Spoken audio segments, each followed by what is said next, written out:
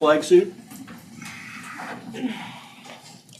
Pledge allegiance to the flag of the United States of America and to the republic for which it stands, one nation under God, indivisible, with liberty and justice for all.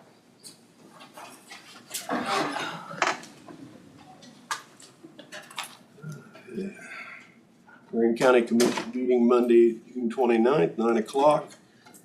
Starting out with public forum.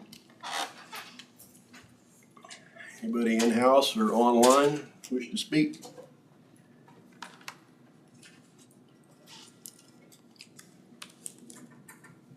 Okay, we'll close public forum and go on to agenda approval. Any additions or corrections to the agenda? I'll make a motion to approve the agenda as. Second. Second, all in favor? Aye. 3-0. I guess we're going straight to April this morning. All right. April Schwartz from Barney for our 25 audit. Everyone's got one. Thank you. Out in front of you, you have your big burgundy binder. It gets bigger every year. You add more funds, you do more things. That's great.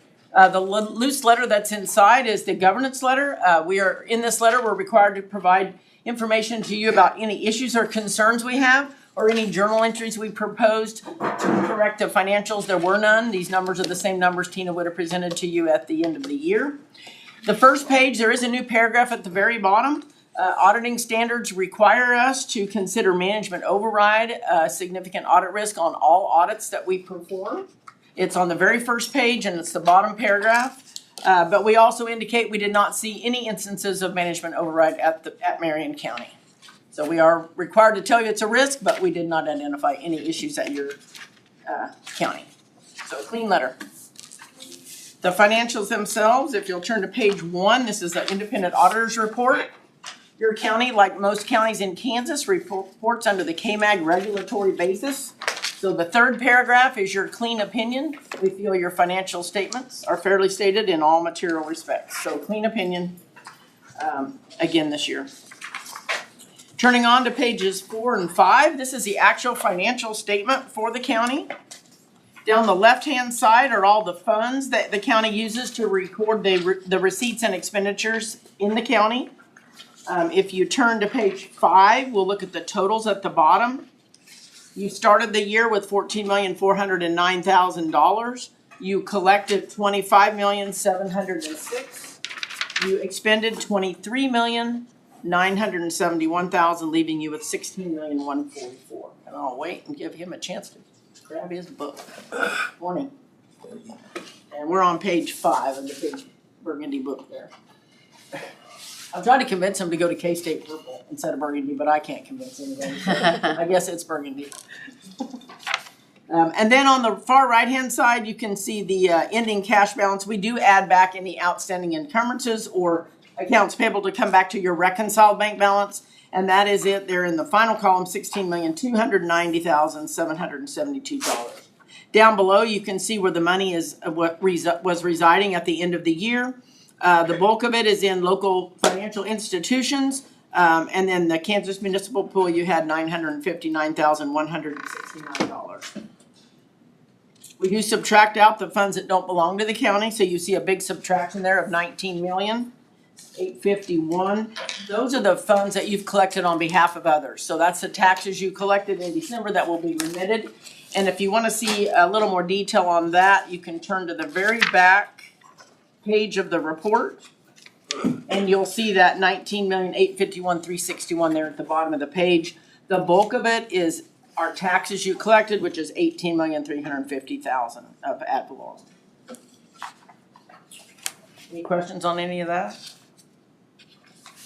The next several pages are the notes to the financial statement. There are no new notes required this year. These notes are required by KMAG, the ones that are in here. If you turn to page 9 is a summary of the county's debt. I'll slow down here a minute and let everybody get caught up. Okay, page 9 is the debt. There were no new GO bonds issued, so there's only one outstanding GO bond, the 2022A. And then there were 2 new leases that were executed during the year, which was a rescue equipment and transfer station backhoe. So you can see them there in the additions column. All payments were made timely and in accordance with amortization schedules.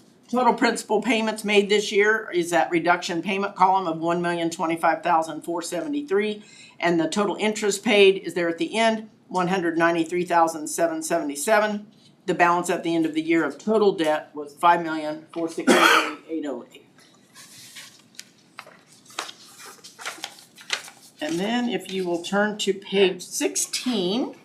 Page 16 starts all the individual pages for each fund.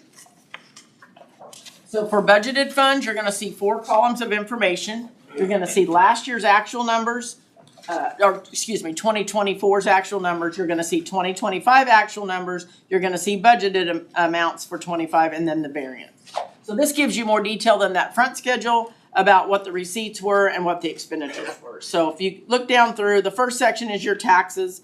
So you can see the taxes coming in. You go on down to the next, if you turn to page 17, we're gonna look at total receipts. Total receipts were $6,968,125 for the general fund. And you budgeted $6,258,000, so you actually brought in about $710,000 more than you budgeted for that fund. Then turning to page 18, the general fund is the only fund that has multiple departments, and so it has multiple pages for the expenditures. The budget law applies to the fund in total. So as you look through these departments, I always pick on the commissioners, which were under budget this year again. Your total budget was $99,620, or your total expenditures, your budgeted amount was $101,490. You were under budget by $1,870. And so you can scan down through. There are a few departments that are over, but that is not a violation. If you get to the very last page of the general fund, which is page 21, get that number there so that you'll see total expenditures under budget were $1,333,583. So the general fund in total was under budget. Then, as I said, following that is just 1 page for every fund that was listed up front, which I will not go through those in detail. But I will show you what it looks like. If you'll turn to page 52 is an example of a non-budgeted fund. So if it's not a budgeted fund, it's going to appear only prior year actual and current year actual. So page 52 is an example of that. Any questions? And as I said, the numbers are the same numbers Tina would have presented to you at the end of the year. There were no audit adjustments that were proposed.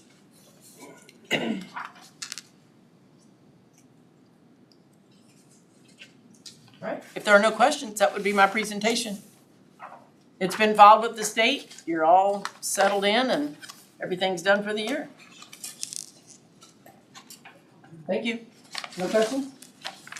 The only thing about the Kansas municipal pool, You mean the collateral pool or the investment pool? investment pool, we keep a certain amount of money in there, and our treasurers had some issues, interest-wise. They talk about weighted rates and market rates. I don't know a lot of the details on the actual functionality of it. Is she having issues like understanding what they're offering so that you can compare it to what your Right. local banks are offering? That's been the issue. Okay. Yeah, I don't know a lot about the way they show their rates because obviously I've never used the pool. I don't know if Tina knows anymore. I don't. We can check and see what we can find out, but. Well, I think it's kind of confusing to, maybe not all the county treasurers, but I'm sure a lot of them, you know, because. The way they state their interest. The way it's been here in the last year, local banks and it's like way more in that pool. Which, I mean, is good to keep your money local. I think the pool is an instrument that allows you to have some competition for your local banks. All right, thank you. I'll turn the meeting back over to Commissioner Sorry, Kirkland. I had the wrong time. I was started at 10. No problem. And I told Mike wrong too, so.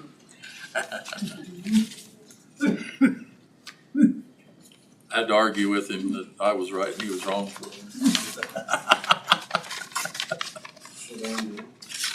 Okay. Okay. We have sales tax in the amount of $87,386.35.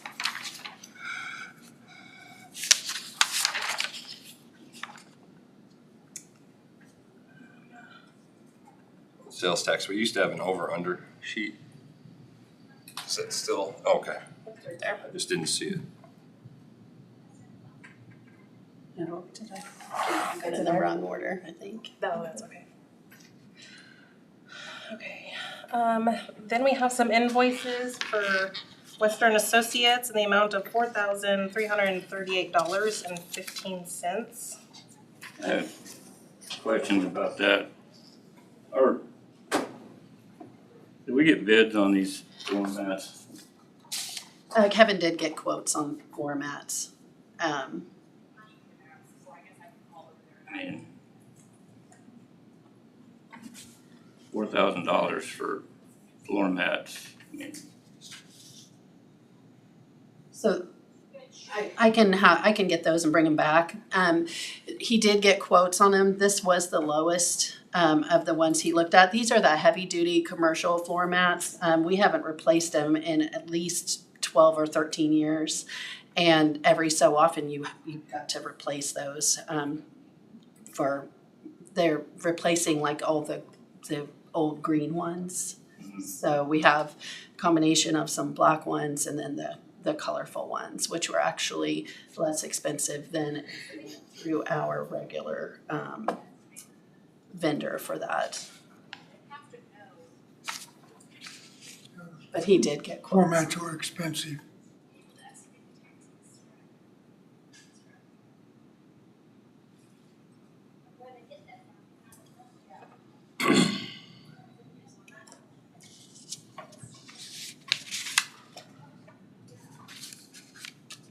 I'll make a motion to approve Western Associates $4,338.15. And Kevin did talk to me about getting bids back when I first saw the mats. He did talk to me, so. He did get bids. been nice to know ahead of time. I just happened to pass him in the hallway. All those, Started talking about the mats. all So those in favor, Right. all against, abstained. Would you like me to go ahead and follow up with what he I think that'd be good. researched? Just for transparency. Okay. I will get that all out to you all. Okay.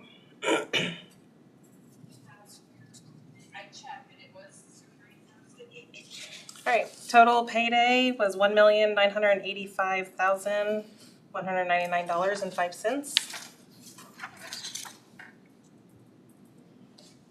Any questions on that? Find it here.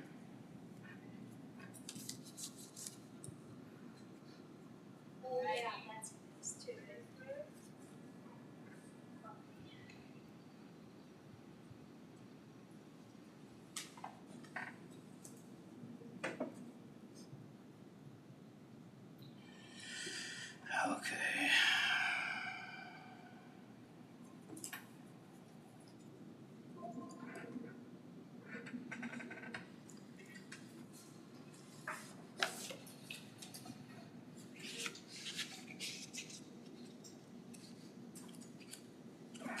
Pages, planning and zoning on. That'd be, I just found it. Page 3, I think. Well, no, there's some planning and zoning in there. These are Page 3, page 4. page 3 and 4. I think there's another $2,000 charge to Bauman and Associates for, Yeah, there is. I think last month there was a $1,600 charge, or last month or the month before. I just kind of question that. I know the last planning and zoning meeting, they really didn't, I didn't feel they provided a whole lot. We've got some very talented people on our planning and zoning commission. And I'm just wondering, last year I asked for breakouts, some copies of what he provided. I got a brief summary of what he provided, but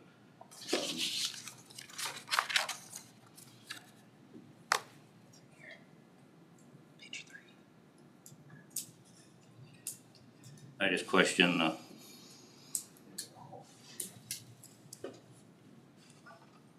the wisdom in a consultant that we don't get to see what he provides, and we've got competent people on our planning and zoning board that can provide that information.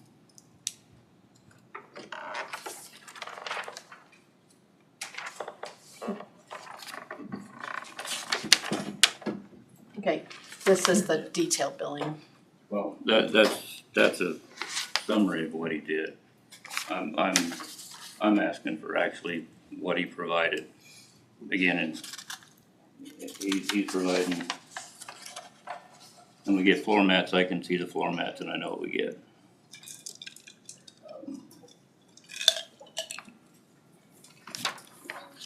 And some people may call it micromanagement. I call it fiscal responsibility.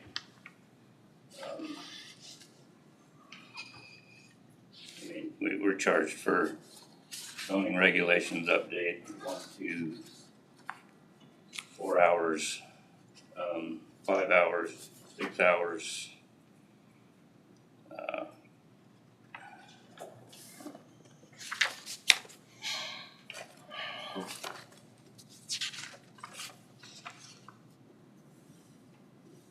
That should be a function that we should be able to do.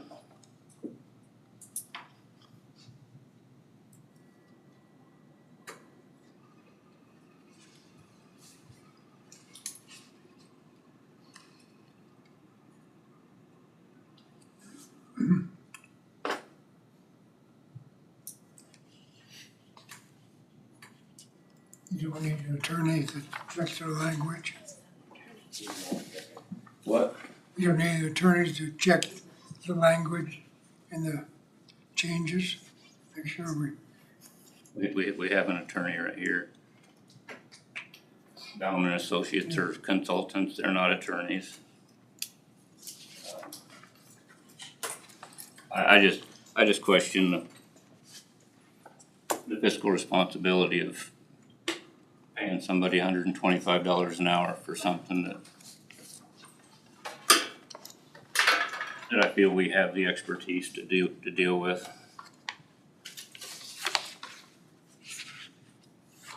As we move forward with the budget process, we can talk about that and moving forward. Should we be talking to the board members to find out what their opinion is?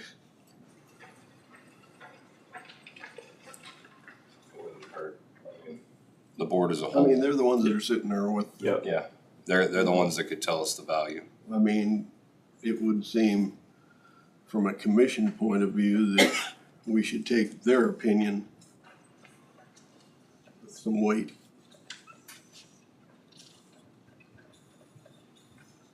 Don't have a problem with that.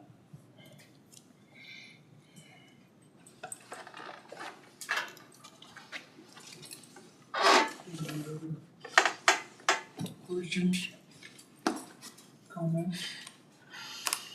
I make a motion.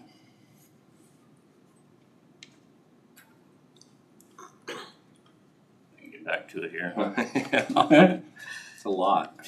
To approve payday grand total of $1,985,199.05. Second. All those in favor? Aye. Against?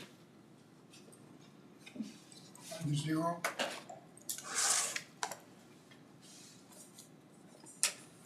Here are the board's first signature.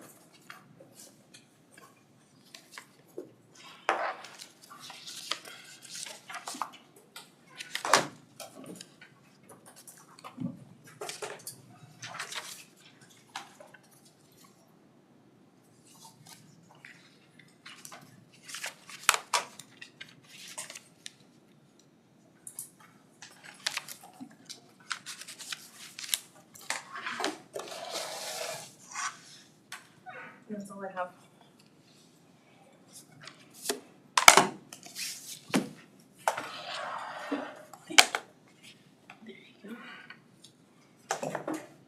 Okay. In your packet, you have a brief report from me. The primary thing of importance in there is we're still having issues with moisture intrusion on this corner here of the building. Right over here, right over this corner, right over here. And it's primarily coming in, like, we believe, around the upstairs window area in the mortar. And we did have, Mid-Continent Restoration did come out and they did some repairs, but it is not fixed. And so we're still working on that. And we're also looking at possibly getting another opinion as far as where the water is coming in. So that's kind of a major issue. So we're working on that. One mold. No. And we've had a little bit of a moisture intrusion in the north basement entrance for years, and that is still not resolved either with the work they did on the north side. They thought that perhaps when they were doing the tuck pointing around the chimney and like all of that, that would solve it.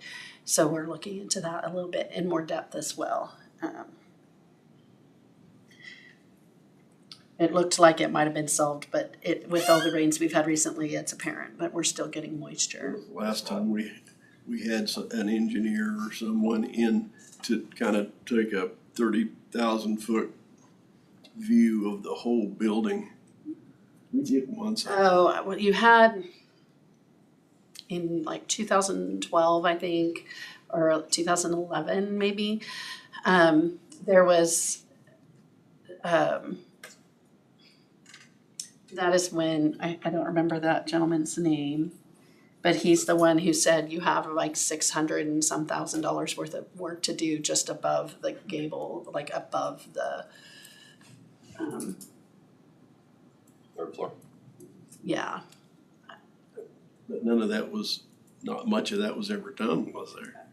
No, the board did not do anything at that time, but we have worked on tuck pointing and all of that over the last couple of years. So you have been making progress on that, and that is going all the way up. So you've done the north side, you've done a portion, the steps on the west, and then we're scheduled to do the east side this fall.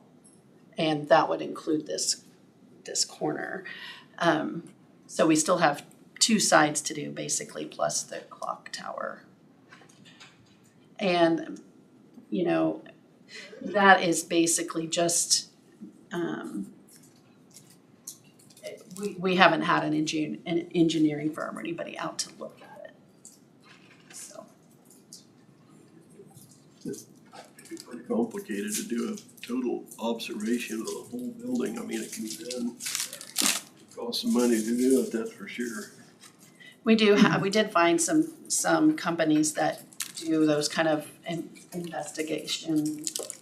There's some restoration masonry companies that do, and then also like restoration waterproofing companies that do that kind of investigation. But also, I don't know. Seems like when we fix one area, the problem is another. Yes, that's true.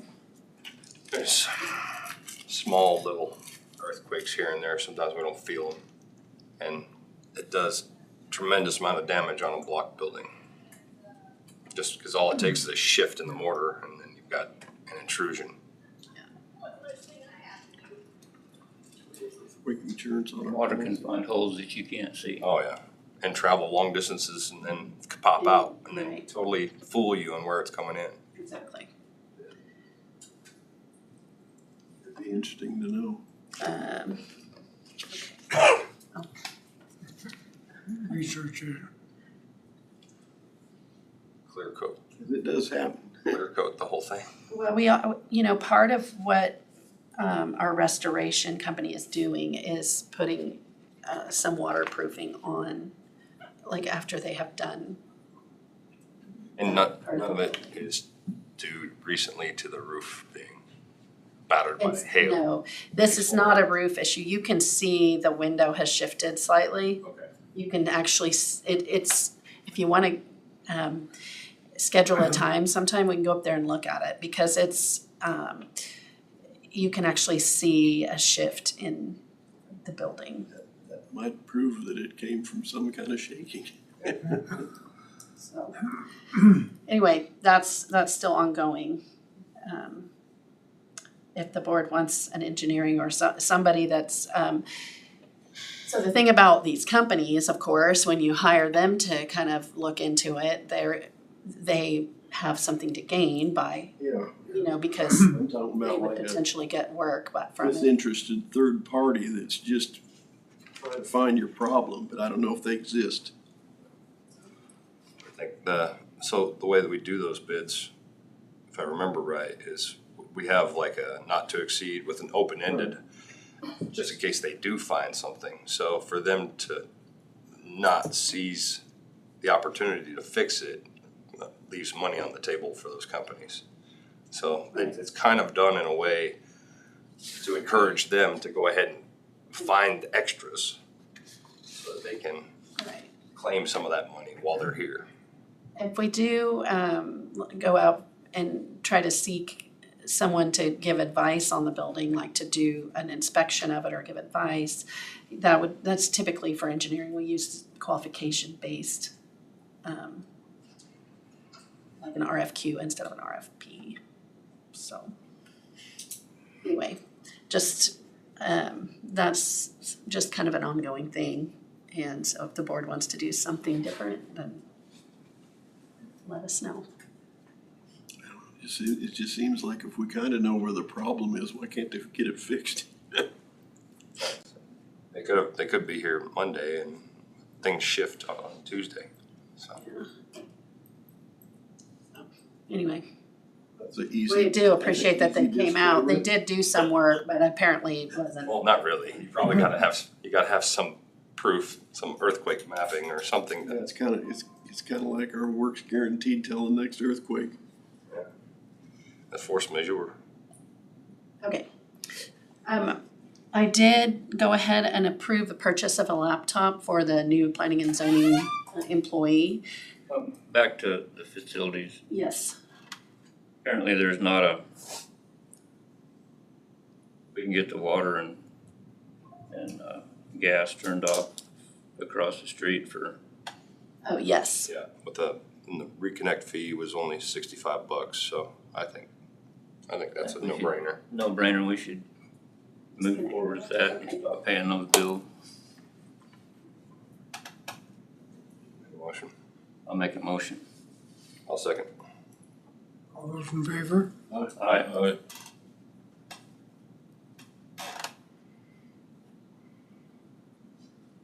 Okay. And I don't know how Adams would feel about it. We should do the same thing at the heated dock during the summertime. I mean, Yeah, apparently we must have a leak there or something, somewhere somewhere. after the meter. So, And I don't know if that's something that we need to talk to Atmos about. They just have them, I think Isaac is, have them come out and check it. They can find a leak in a hurry. yeah, Isaac was gonna follow up again with them. I mean, if he's got the valve shut off in the heated dock, then it's gotta be a leak going from the meter to those valves. yeah. So,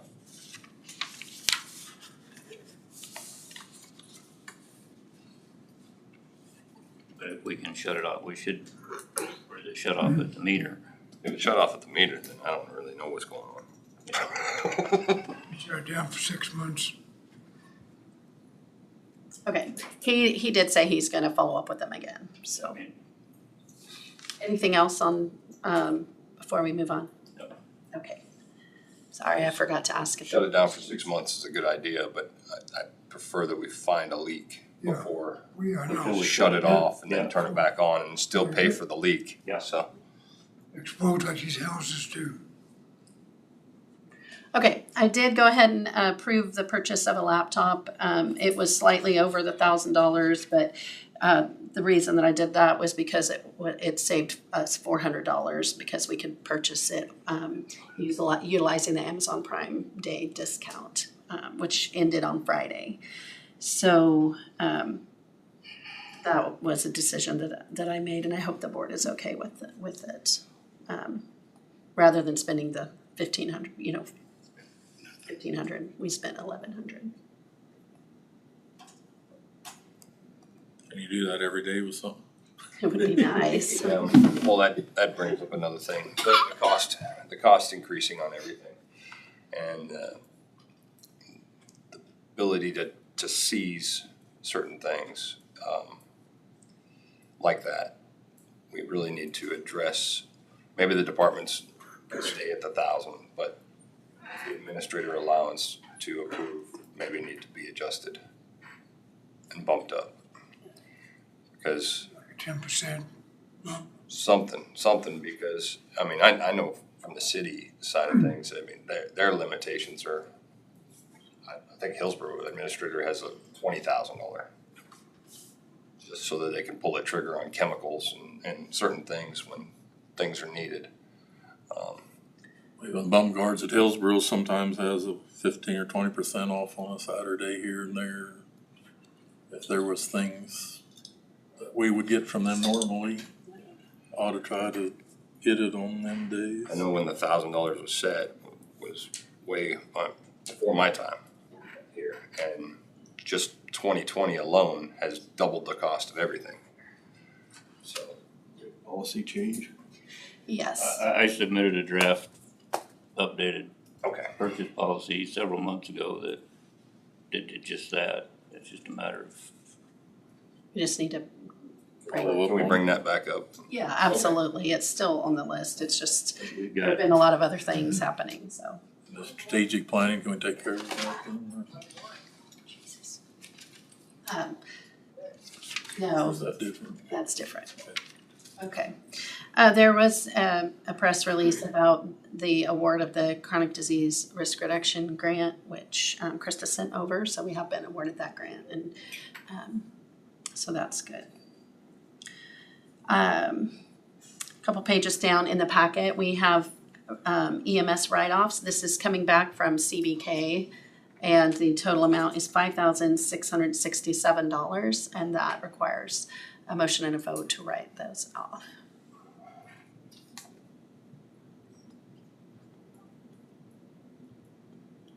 make a motion to write off $5,667 of EMS uncollected bills.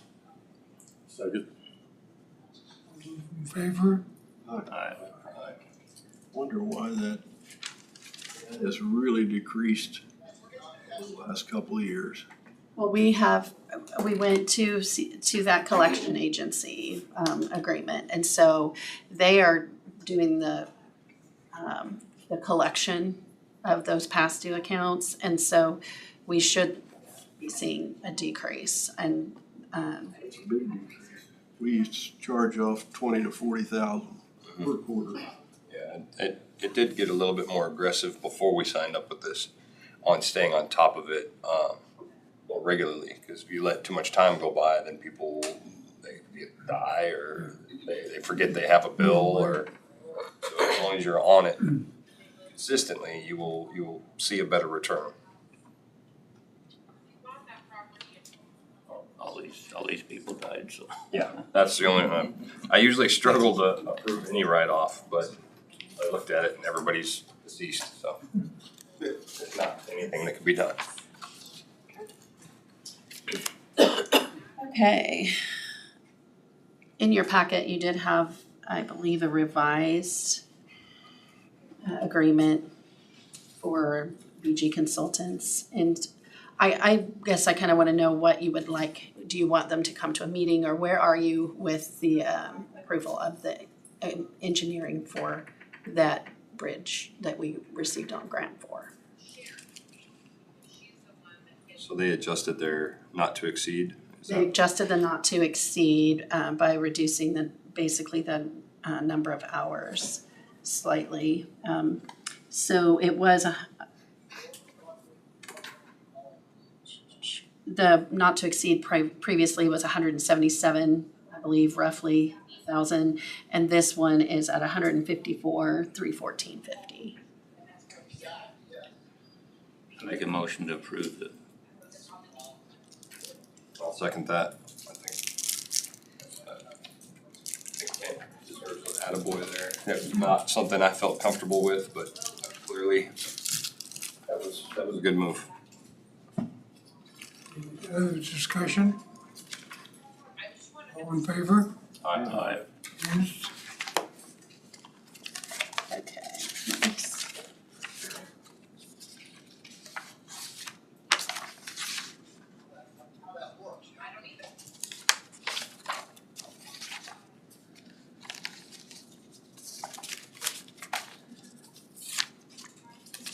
Here's the signature page for the chairman.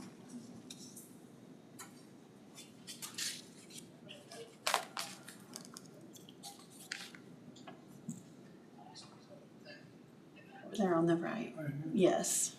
And those Sorry, I numbers- didn't have that those flagged. numbers are lower than what the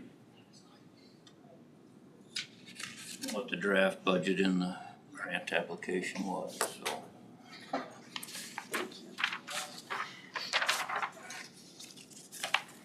Okay.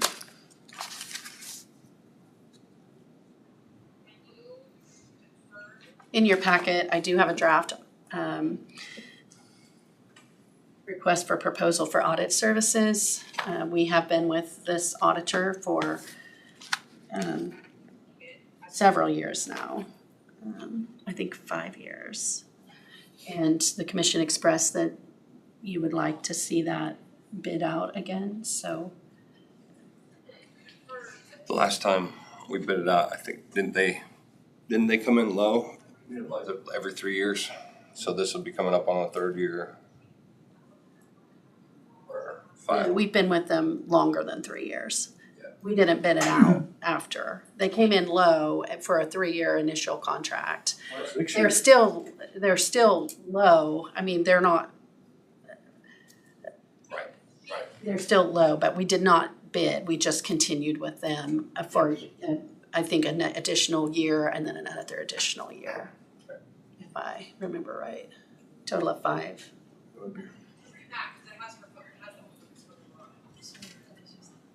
So. You happy with them? I think that we, Well, the board has expressed that they want to bid the services, so I do have a draft RFP. If you want time to review it, and, I mean, you don't have to approve the RFP today, but if you decide to, then we can go ahead and start getting that sent out and soliciting proposals. I think some of the consulting we had in the past said maybe we shouldn't stay with the same auditor for decades. yeah, well, I mean, we don't migrate around and check for insurance because we're K-Camp and whatnot, but it's normal business practice to bid out things once every 3 years, just to keep things competitive. I don't have any problem with our current auditor. I think they do a phenomenal job, but I think it's It doesn't hurt to bid it out. responsible to, 2 or more quotes. Yeah. See, so I would like to go ahead and approve the draft and make it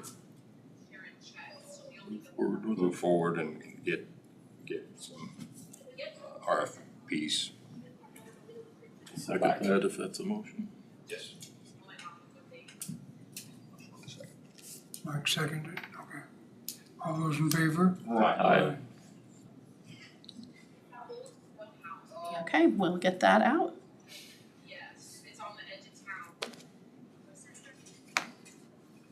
And that was all that I had on this for this portion of the meeting.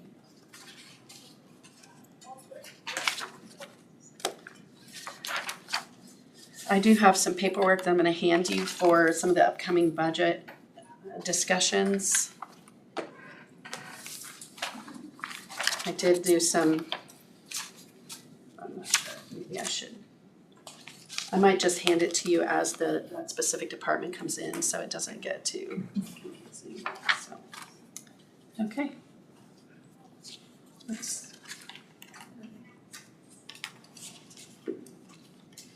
We're early. Okay, and I'm gonna hand these out.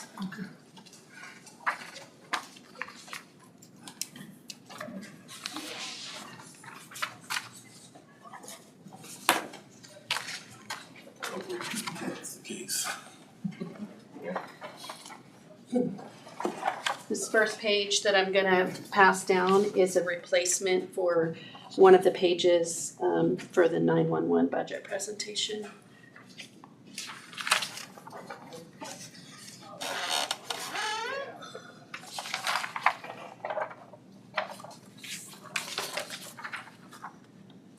So when we get to that page in their presentation, we need to replace it with this one.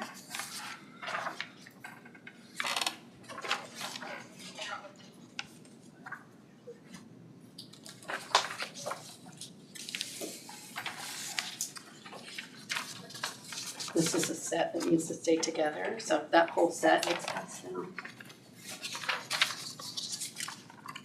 Please pass that whole set down. Thank you.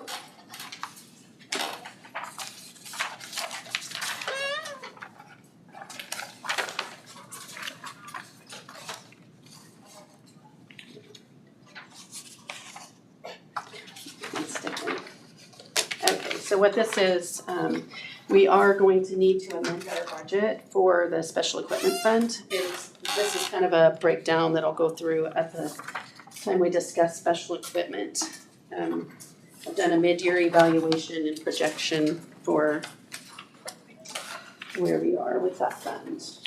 The next one is for the transfer station, the same thing. I've done a mid-year projection to see where we're gonna land with the budget year. So that's a set to stay together.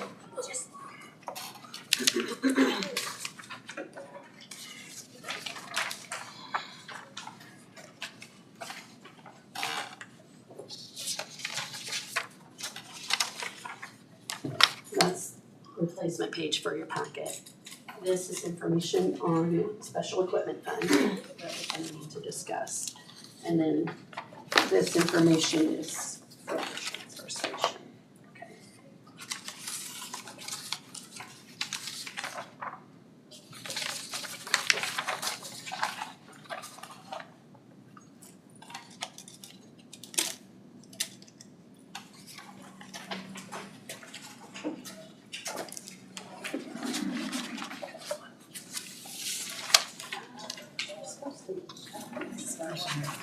Yeah. Here's the transfer station.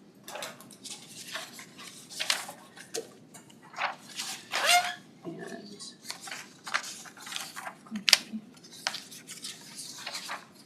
I don't know if you need this.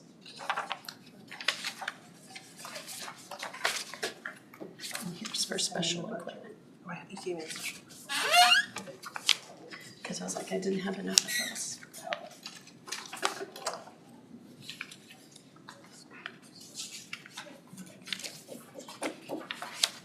And then also this morning, I put on the table the list of services and service fees for the transfer station.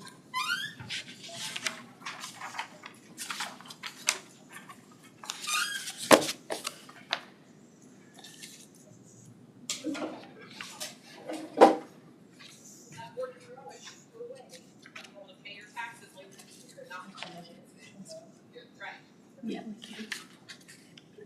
Some comments or something, tell them to do. Or we can see, do you wanna see if the appraiser wants to come earlier? Or whatever you all want to I just do. had one comment. Anybody else? I think if you pay any attention to that audit, you'll remember what we've talked about for years about maintaining adequate balances in the general fund. And we nailed it last year, literally nailed it. I've always pushed for 6 months worth of operating expenses, and that's about what we ended up with. One thing I do want to point out about the general fund balances reflected on here, that does include all of the wind farm monies. Even though we track them in a separate fund, we report them in the general fund on the financials.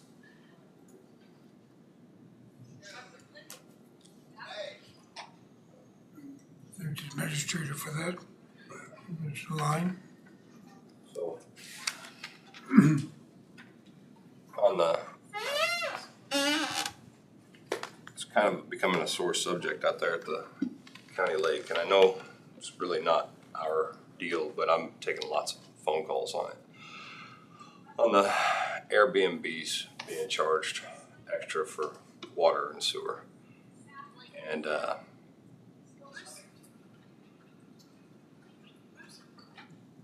I know we handle the finance for the improvement district, and that's about all the tie that we have, other than planning and zoning allowing them. But what I don't know is, they're saying that they're getting charged when they're not adding to the system, and there's no way to prove it one way or the other, in my opinion. But does anybody know if they have water meters out there? Water meters. Sure. Replace the check valves, I think. I mean, water meters per house, Yes. Every place has a water meter. so they would be getting charged accurately by their units of water, right? Of usage. Of usage. So to add an extra fee onto them It's also seems sewer. They're not being charged extra for water. They're being charged extra for sewer. There's a resolution 111 came out in 1993 that said for any non-residential home or non-residential ownership that's working as a commercial business would be charged X number above the regular residents. That's what we're doing. okay.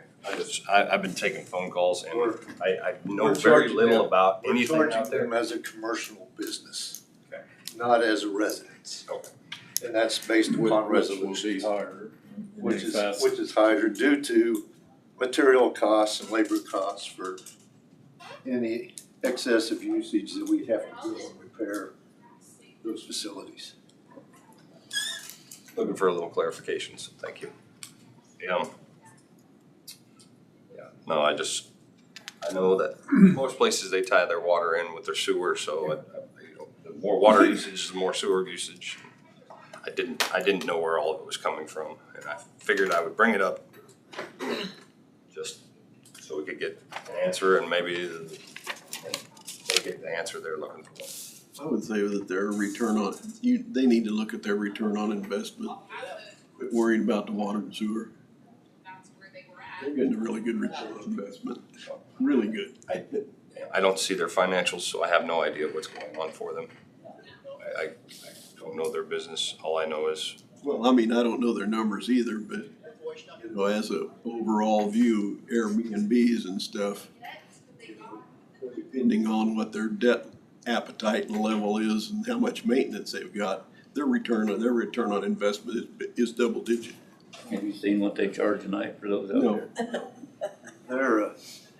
Their rate actually is just $45 a month higher than the regular residential on the commercial rate. I gotta move on. Okay, sorry. For some of those that charge, Monday morning special, okay? what they charge per Right now, night, you know that? just one night will take care of all that for a year. So we're doing commission comments, right? yeah.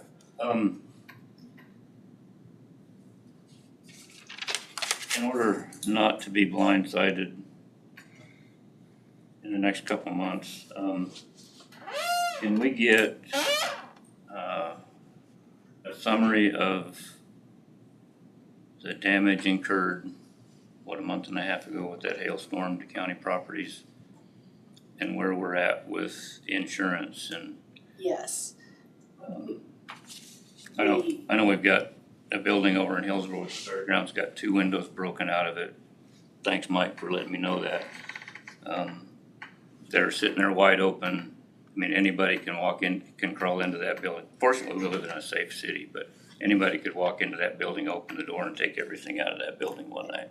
It was my understanding that they had somebody at the fair, that on the fair board that was gonna be securing that, so I wasn't aware it wasn't done. It wasn't secured. It wasn't last week. Okay. Maybe I'll reach out to them. Wednesday or Thursday when I went by there. I'll let you know, we do not have the damage reports back for the buildings yet. We've recently received the ones for the vehicles, and so we will be reviewing those this week, and then the board will also get those, but it's a enormous file, so I don't know how I'm gonna share that, but we don't have the reports back for the buildings yet. Do we have a list of what buildings were damaged, what's being looked at? We have a list of all the buildings they went and looked at. You just don't have their, okay. Well, We assume don't which is all basically did everything. all of them. And no, we do not have the reports back. I'm just asking that we Yeah, see that as soon as. Absolutely, yes. I just know that, those windows have been broke out for a month and a half now. We may just have to hire somebody to go and board it up. Fair board should have a maintenance. Well, I think They kinda initially do. they're aware of it. And Comprehensive ballot plan. he and I'd had a conference the first time I noticed it a week or two ago. And I think they fixed the ones in the food building, because there was a couple of them damaged. Okay. But not in the commercial building. Yeah.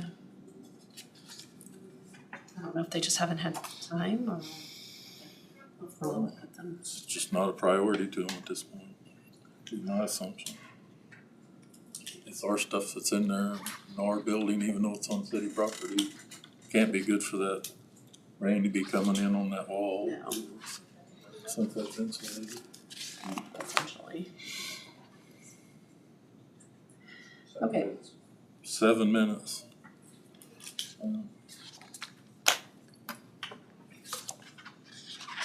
It's 290th, I believe. That one tells it all. This is where it's already been placed, that's 2 weeks ago. So it's not gonna hold. Anything to comment, Mike? It's on 290th. Be Remington East to 15. From Lincolnville to. Sorry, Mike, we can't hear you over here. Those from Lincolnville to the Pilsen Road, which is Remington on 290th. On a road that's less than 2 years old. On a road that's less than 2 years old. Okay. Oh. I had to do it for my dad my whole life, so no worries. It's pretty disappointing that we spent that kind of money and this is the reason we.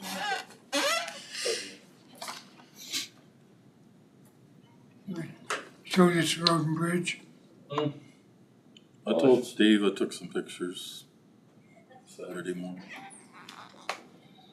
That one worst one is, I think, probably just one that they left when they blade patched a week or two ago. It's just sad to spend that kind of money and this is the result of it. That one biggest one, I don't know how many tons of, they call it, hand patch was thrown in that hole. Even with the blade path, it's breaking right back up within a few days. It's not fixed. That didn't fix it. I just don't think it. Every time we've done a 2-inch overlay, other than maybe Indigo, we've never had good results. We just got too much weight on them. Too much weight on them, way too much. And I had an individual call me last week, basically about 290th, saying, what can we do to limit the weight on that road? I said, well, we would have to direct the sheriff and buy portable scales or something like that in order to enforce it. Because the way I understand it, this person said basically 90% of the trucks on 290th are overloaded. Which I'm not gonna dispute. But the 2-inch overlays have not worked anywhere other than maybe, like I said, Indigo. I can't think of another road that a 2-inch overlay has worked on. 330th, kinda. 30th one, That was that was 6-inch, wasn't that it? was a 4-inch, I think. I think that was two 2-inch lifts, if I remember right. But that was a total solid base, injected solid base. And it was tore out and it was gravel Right. for a long time. 3 years, Yeah. Reworked, yeah. Yeah, it got reworked and then packed. you know. That's, we should remember that next time we get ready to do.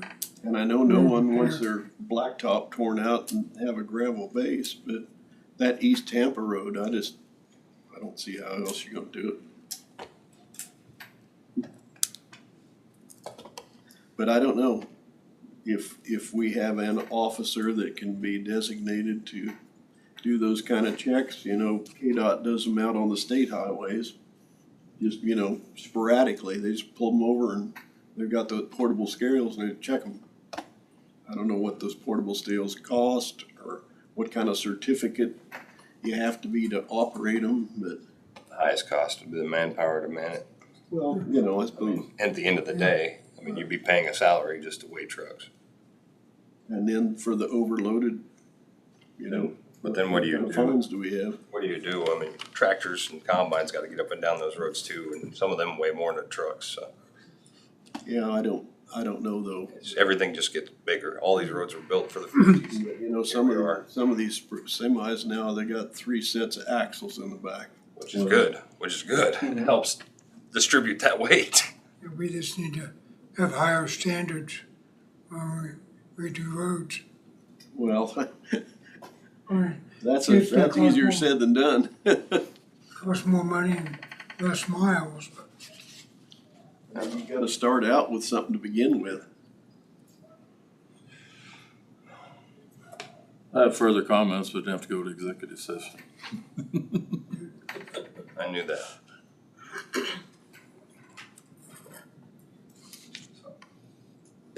because 10 o'clock. Razor's here.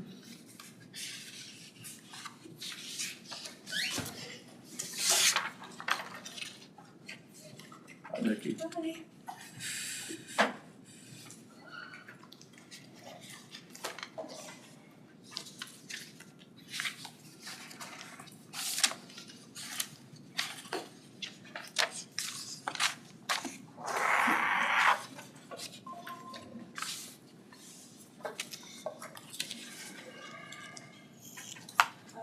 I am just presenting my budget for 2027, so,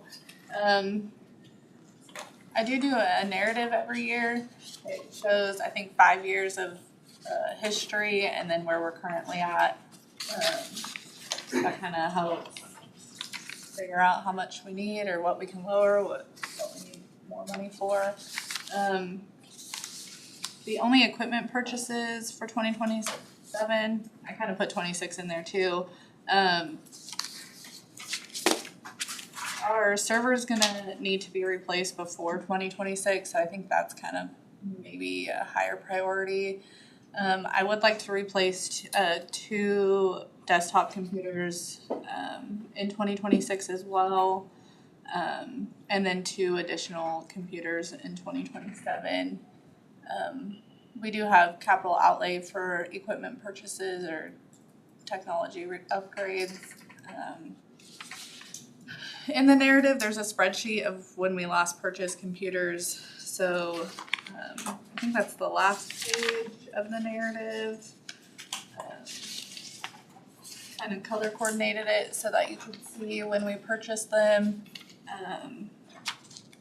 and when I would, kind of a schedule of when I'd like to replace some of these.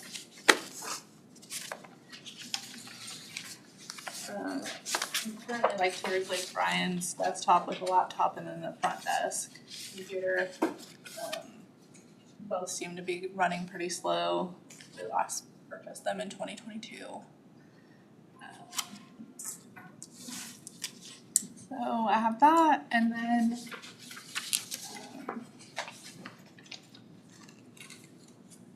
you have any questions on that?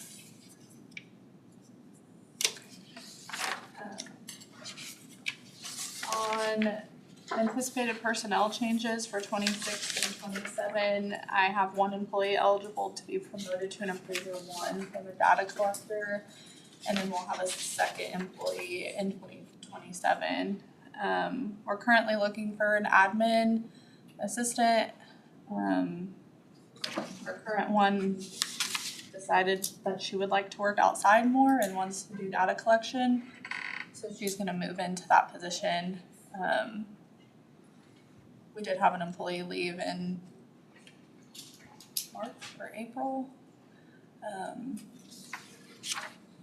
So we did combine the personal property position into the admin position, since we don't have as much personal property anymore. So we did combine those two positions into one, and that will change the pay band to an admin 2 from an admin 1. And then I kind of plan on looking into deputy pay for similar counties, valuation surrounding counties. We won't be adding or removing a position, I guess.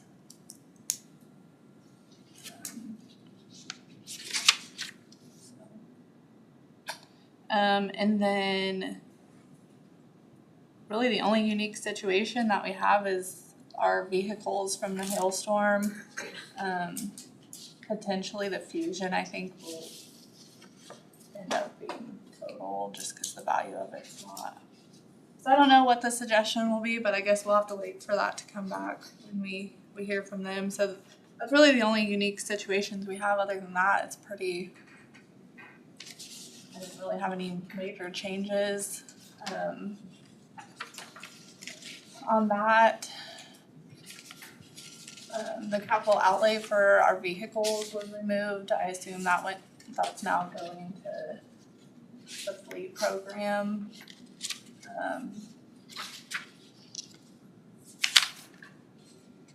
We did catch something this morning. So it is $100 decrease in my contractual and commodities instead of overall. So I did kind of figure that this morning. The total decrease overall was $4,891 with removing the capital outlay for vehicles. The only increase is the personnel. So other than that, it either stayed the same or decreased some, so a little bit.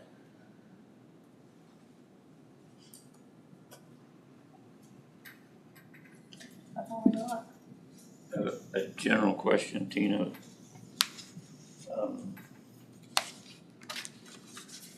In here, she's got $6,000 for computer maintenance and service. We went to the contract with Great Plains. We talked about pulling all that out of.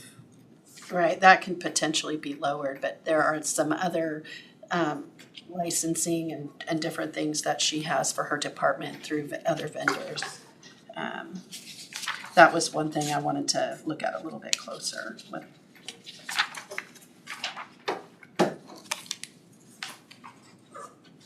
So yes, there might be some room to move that a little bit. And I don't know how we do that. Do we take the cost of that contract and divide it by the number of computers in the county and say, okay, if That's you, how much this department has. this is how much this department loses. A lot of the departments have already kind of accounted for that in their initial budget drafts. The problem with the way we were doing it before is there wasn't a good set amount for each department to know what they would be paying because it was on an as-needed basis. And so you know, there are departments that would hardly pay anything, and there were departments that were service heavy that required more support and were paying more. And so I don't know if it makes sense to divide it by the number of computers. There are a lot of other components, such as servers and different programs that different departments use that can require service and have required service in the past. So. And I didn't mean by computer, but we need to figure out some way to calculate who where that money comes from and what. I have a question on servers. Does each department need their own server, or can we get one big one for So the on- county? On servers, we have multiples. Not every department has their own. And I've been working, my goal is to, even if a department has their own server, potentially that all those servers and computer components are tracked in a central fund so that we can see what's happening with all of them. And we're trying to track down a long-term plan as far as what year it was replaced, when we need a new one, instead of just like right before we need it, learning about it, and then having to. How about the copy machines? We just buy them already. The printers and copy machines. Yeah, so things that, This is above our head, I know. no, it's not. I'm just trying to think of the best way to phrase it. I don't have it all the details worked out. It's still kind of spinning. It's a spider web. It is a spider web, and And the whole thing is not just because one department has something doesn't mean the other departments don't reach in and utilize it from time to time. So it's a spider web. what I would like to see would be potentially all the servers being paid for out of the general computer tech area. All the individual devices that support each department potentially stay with the departments. But that's just kind of what's been, Work in progress. that's kind of the way my brain has been going with it. So we haven't discussed that. That'll come later in our budget discussion with you all. And I just wanted to put that on your radar screen that we need to look at. The contractuals, because yes, and it's already there as far as, like, we know that in all of the department budgets in the past, or the ones that needed tech support on a regular basis, they did have an amount in their contractual line item. And so we should see some of those potentially dropping. I mean, he's got computer maintenance and service, Right. and he's also got equipment repair for copiers, and Right. equipment repair for the filing system, and Right. service for what was the other one? Anyway, you got other things in there too, but I just wanna make Correct. sure we're not Paying attention to it. funding something twice. Yes. 100%.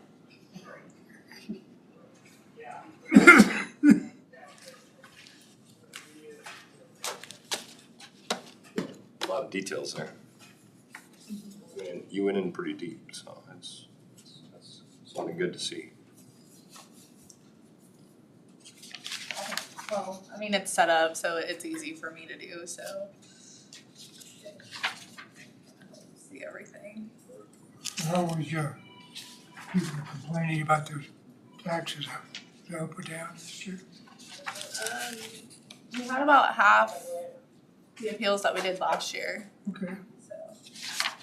That was on valuation notices. good sign. Yeah, I think payment under protest was fairly similar. 2025 protests were fairly similar to 2024, if I remember right. been a couple weeks until I looked at that. The stack on your desk is diminished. Yeah, I think I have one, and that was an appeal that I did, so, they protested just so that we could make the same changes in 25 as what we did in 26.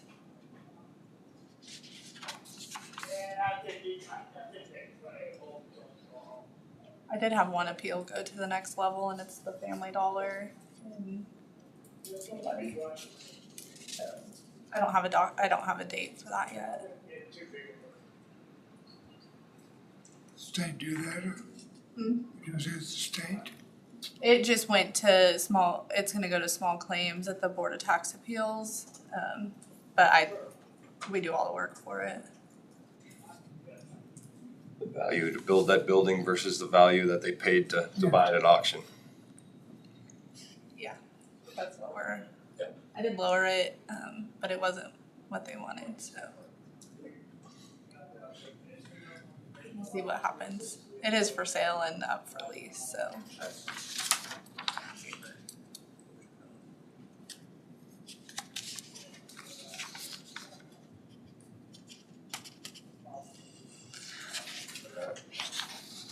Any other questions for Nikki? Good? Okay, well, thank you. Thank you, good job.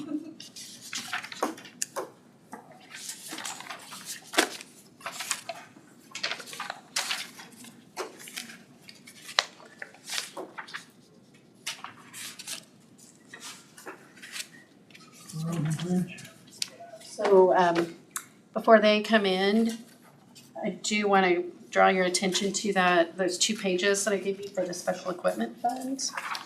I intended to have that in your packet and I did not give that to you. The first page of it has a yellow highlight at the bottom. I know I gave you a bunch of stuff just now. So, I mean, this is just showing that the receipts are higher than what we. Okay. So on this particular fund, in 2025, we did amend the budget because we have funds. And so the 2026 budget was a little bit wonky when we adopted it. We only budgeted for total expenditures of $507,878. Part of the reason was that we expected to pay for the dump truck out of the prior year budget, but we ended up paying for it out of this year. And then we did get reimbursed by a lease purchase, so proceeds. So if you look at the page with I'm just gonna talk to them about special equipment and we know what we're looking at. If you look at the page with the highlights, you'll see the 2025 actuals, and then we see in the middle, there are 2 columns for 2026, which is actual and budget. And so this is year to date as of the end of May, not including June.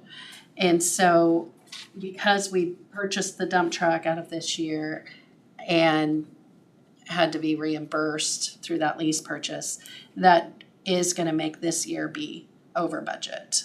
In fact, without the lease purchase proceeds, we would be over budget right now. So if we jump down to the bottom, I'm just gonna give you a little bit of an overview. So at the bottom, in the narrative, we had $326,538 in actual beginning cash. We were only budgeted to have $7,878 of beginning cash in the fund. And so we want to republish to be able to utilize that beginning cash balance we had. We also had lease purchase proceeds, which is a credit to the budget, in the amount of $224,247.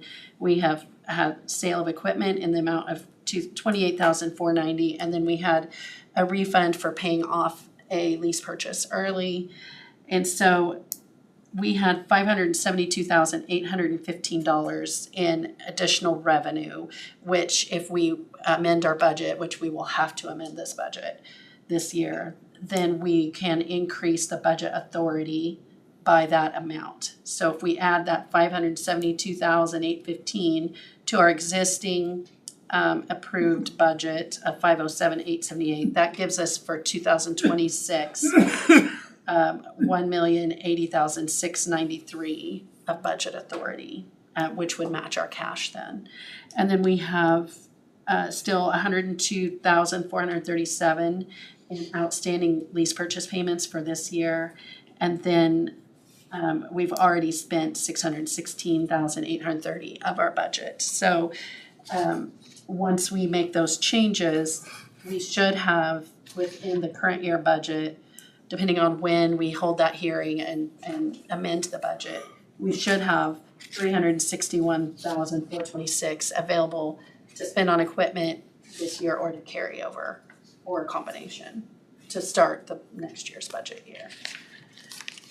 So I just wanted to let you know the situation there. This is one that we will have to amend. The second page is shows you the cash and budget balances and the projections. So at the end of May, the budget balance that shows on the report is a minus $108,952. That does not reflect the lease purchase proceeds, which is a budget credit. But so we're not actually over budget today, but we will be. So if we add in that 572 revenue that I outlined on the other page, then we would have a budget balance of 463,863. Then I show the outstanding lease purchase payments, and we have an outstanding transfer still of revenue from the road and bridge. We still are waiting on $222,222 to be transferred into the fund. So once we have that revenue, then you can see that the cash and budget are very close to each other. And so that's the breakdown of all that. Does anybody, it's all kind of complex, but does anybody have questions? I tried to lay it out there so you can see what's happening in that fund. The biggest one is your actual beginning cash Right. not being what it was. So, I mean, it basically handles all but 35,000. Right. Your available cash carryover will be at the end of the year, so. Right, well, if we go ahead and amend the budget, we will not be over budget in the fund, and we will have some flexibility on if we need to purchase something this year, or if we want to carry, we have that flexibility, so. If we order it now and don't get it till next year for one. Well, that doesn't actually work though, because if you commit to purchasing it under Kansas cash basis law, It has to be there. it has to be there. Gotcha. Okay. So is there any other budgets that we're gonna have, there's another budget we're gonna have to amend, right? Well, transfer station. Yeah, so we're gonna take those all up next week. Yes, we'll have probably a pretty lengthy discussion about the transfer station when it's time to do the resolution, and I've got information for you there, so. But yes, we could take it up next week or even the following week. Oh. But it'd be good to get that process started and make sure we get all the way through it timely. And it makes sense to do it at the same time so we don't get charged extra for publication. It would be more efficient. All right, I'm done with that. Let's see, Morning. look tanned. Yeah. Walking miles and going on vacation.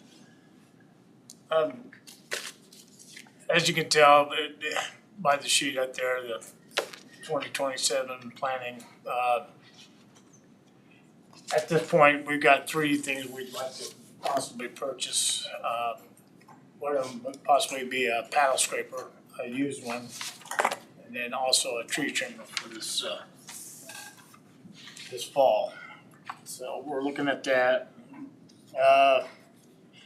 As far as personnel changes, we're not looking to add any more positions at this time.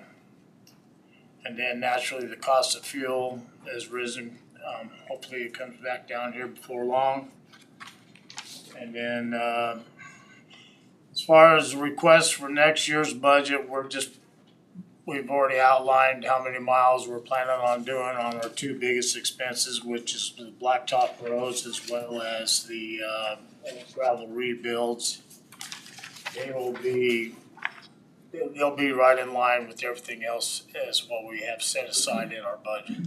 So we don't have not saying that we're going to increase anymore, but we'll keep everything the same as far as mileage goes.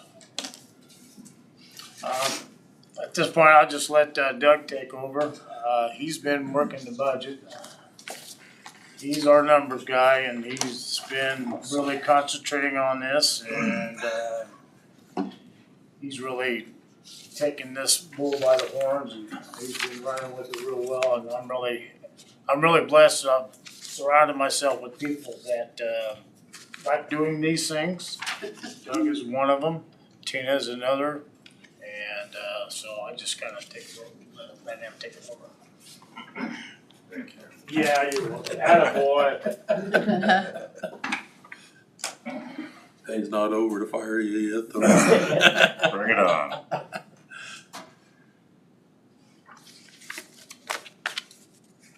I'm not really too sure how to proceed. My first time here, guys. As Steve mentioned, we do have a written description of the 5-year road improvement plan. That's about, I think it was up above, or was it below? So it's just primarily just a written summary of the total number of miles that we're going to anticipate doing in the next 4 years, with between blade patch, chip seal, and gravel rebuilds. And then there should be accompanying maps that are attached to that will graphically show you where those locations are. Steve actually does a really good job of planning in this by districts or by area so that we have as much equipment mobilized in a central location as we work these. I'm still looking at the budget and how we're doing, well, not the budget, the work costs associated with blade, patch, and really kind of running into a total expenditure is only about 4 to 5% of our total expenditure is for manpower, for labor. And we're running probably on a heavy blade patch like we did in Remington, we're running about 80,000 a mile for cost. And I just, for the fun of it, I contacted a couple engineers, and they said you'd probably be looking at $250,000, if not more, per mile if you actually had that done with a lay-down machine and a hired group. So it's getting done in the most cost-effective way that the county can do it. And I think county road crews are doing an excellent job doing the blade patch. Said a lay down machine, is that something beneficial? We've had one before. It all depends on the material that we get at the time. If it's fresh and completely right from the plant, it'll go through the lay down machine all right. But there's times where we'll be delivered a load of stuff to where they've digged into the mat. Chunky. And a lay down machine, it'll go through it, but it'll cause a lot of streaks, and we'll end up having to back up and relay it. So It's not something we should pursue. right, and it's not the mix that we're getting from. It's a cold mix. It's not a hot mix. So. Okay.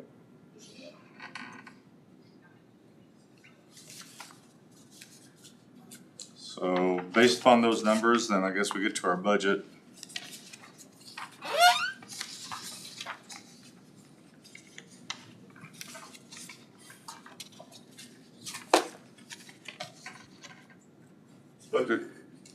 But this is the main budget. Any notable differences I've tried to record there on the right-hand column. As you can pretty much go down there, we've adjusted for additional spending on the equipment purchases. Would like to add CDL training for at least 3 employees per year to get better qualified drivers. Or the ones that we have, get them trained so they have their CDL certification. Small adjustments on the wages based upon the worksheet. What we're really looking at major cost including is the cost increases for fuel and materials. Right now we're running probably combined about 9% increase in costs on our blade patching and our current materials cost, rock and cold mix. We all hope that that does settle down and we don't have that problem, but at this point we have included that as a 10% cost increase on 3 line items there. On gravel projects, we did increase 5%. Gravel's increased about 4.5% to 5%. Another small adjustment on the wage worksheets, and then the adjustment on the maintenance for the shop contractual. It has historically run considerably more than the $130,000 that we've budgeted. We are making efforts trying to get the budget correctly stratified with our expenses, but yet I still think there needs to be at least another $20,000 in there to get us closer to a historical average of what we spent. You can see 23 we spent 257, 24 136, 25 240,000. Just we would like to be able to keep the costs as best we can, but as you can see, we've already gone 66,000 year to date, so we will definitely be. And that was as of April. As a, yeah. End of April. So, knowing we want to try to keep the costs down, we'll keep a very strong eye on that. But that is about as tight as we can make. We made small adjustments on the road and bridge building, the very last line. We took 400,000 off that in an attempt to try to keep our budget in line as much as possible. So you'll notice the year-to-year budget differences are as reasonable as we can make it, and we've tried to keep the costs down. So that is the main budget. If you have any questions. It's all included in that contractual line item. Contractual line item for maintenance is primarily your labor. So whenever you have any contract labor that comes in, it also would work for any of the maintenance contracts that we have with CAT. We have software contracts with them that are like $1,500 every 6 months to have updated data. It's your soft costs. It's your non-expendables for maintenance is what that contractual is. That also covers our contract hauling? No, actually, the contract hauling is going to be in your gravel. I'm sorry, it is, but it's in the gravel. We have our R&B gravel contractual, and that would be hard. And then we also do, and some of our projects, some of our hauling is done directly to the projects, and so we will also put some of that hauling on the gravel project side. And the gravel projects also includes all your gravel. So just a reminder for commission and also for the newer ones that Road and Bridge is different than the other funds because they have multiple departments within their overall structure. And so they have their administrative section, their blacktop section, gravel section. They have a bridge construction section, and then they have their shop, maintenance shop section. And all of those have different various line items such as their own personnel or contractual commodities and capital outlay lines. Broke down further than some departments. Correct. And then they have we have additional funds, which we're gonna go through for special bridge and for some other things as well. Does anybody have questions about that structure? Okay. Oh, we'll go on. Part of those special funds, the first one is special bridge. And I have to apologize, these still have me a little bit, I always have to ask Tina. Special bridge is what we try to plan for bridge improvements that we are doing, much like the Remington project. Remington, just south of 130th for the low water crossing. That eventually, all that money would be coming out of special bridge, is that correct? That particular one, we have put in on the bridge construction line item within the road and bridge fund. But sometimes if we're doing more than one bridge in a year, we would do part of that out of special bridge. And then the KLBIP, any funds associated with that would be? That's in the road and bridge fund as well. This one is for the culvert, big culvert projects and all purchasing of all the culverts, any kinds of other minor bridge projects.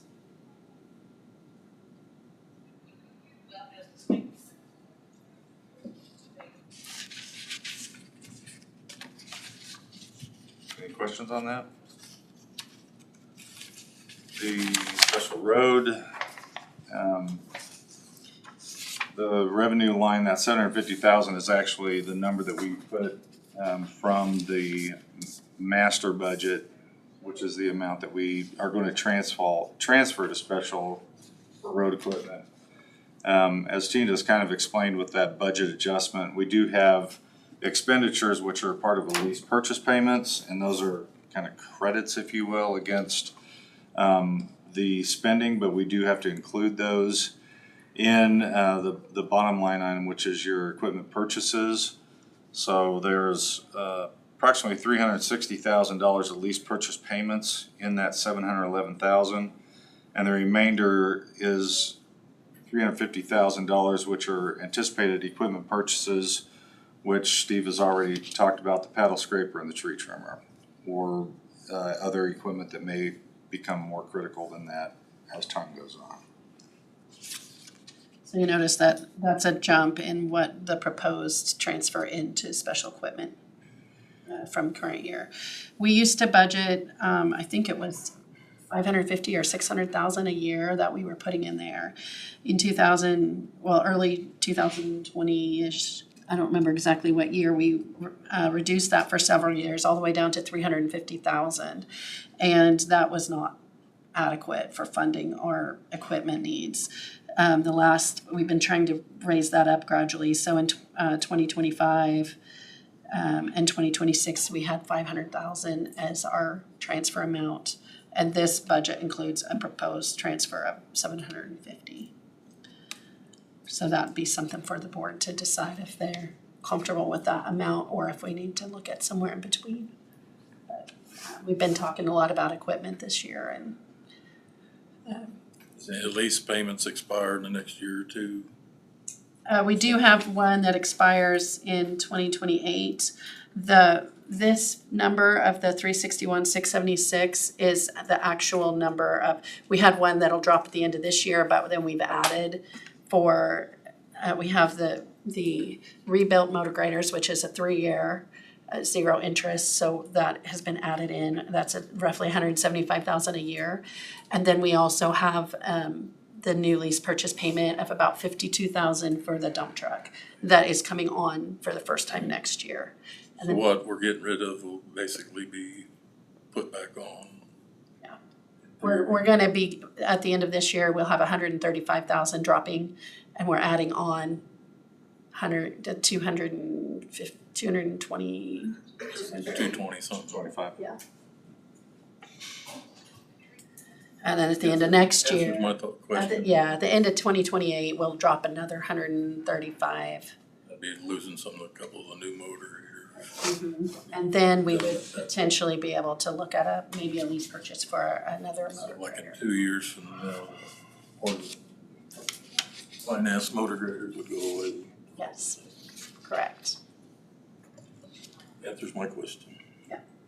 That's laid out in detail too. When you look in that red book, it shows you the debt schedule, so that you might want to look at that and have some fun nighttime reading on Analyzing that. there. Yes, Lay awake at night dreaming. yes.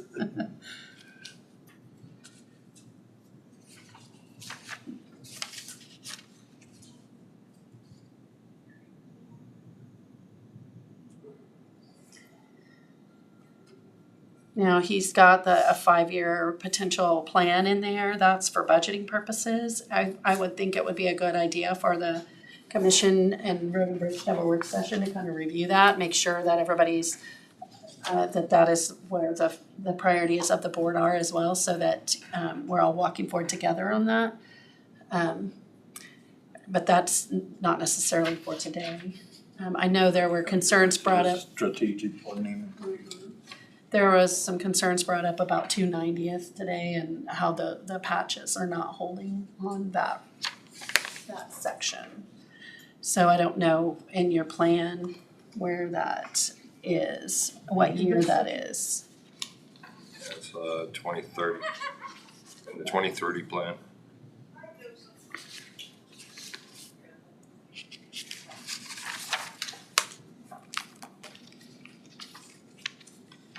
So anyhow, that might be something that the board discusses moving up, or, I mean, I don't know.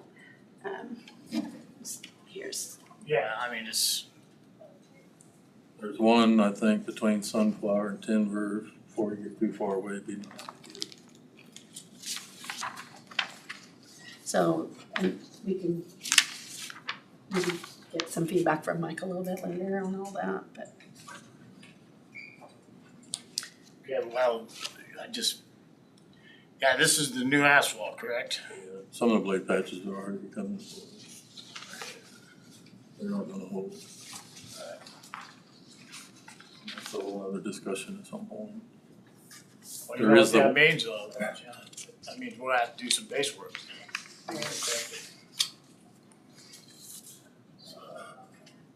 So anyway, that 5-year plan is subject to, obviously, it'll change as we go along, but it's a good starting point.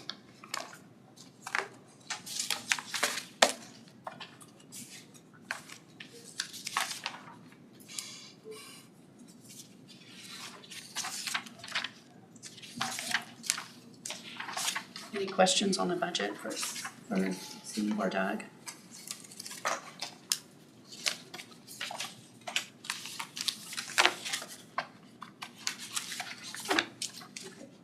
Appreciate the 5-year plan, Steve. Before we'd ask for this, ask for this, ask for this. Never got it. We finally get it now. Well, the thing about the 5-year plan, yeah, it's a guideline. Yeah. It doesn't mean you have to stick to it. It's, Like hey, what happened last year with It's Ballroom. it's not gonna always work out. But it's something to help us put numbers to as far as costs, especially with Doug figuring out what it costs us per mile. And keeping track of that, I mean, it gives us a good ballpark figure how much these, A better cost estimate. oh yeah. figure out the crossover point between asphalt and gravel.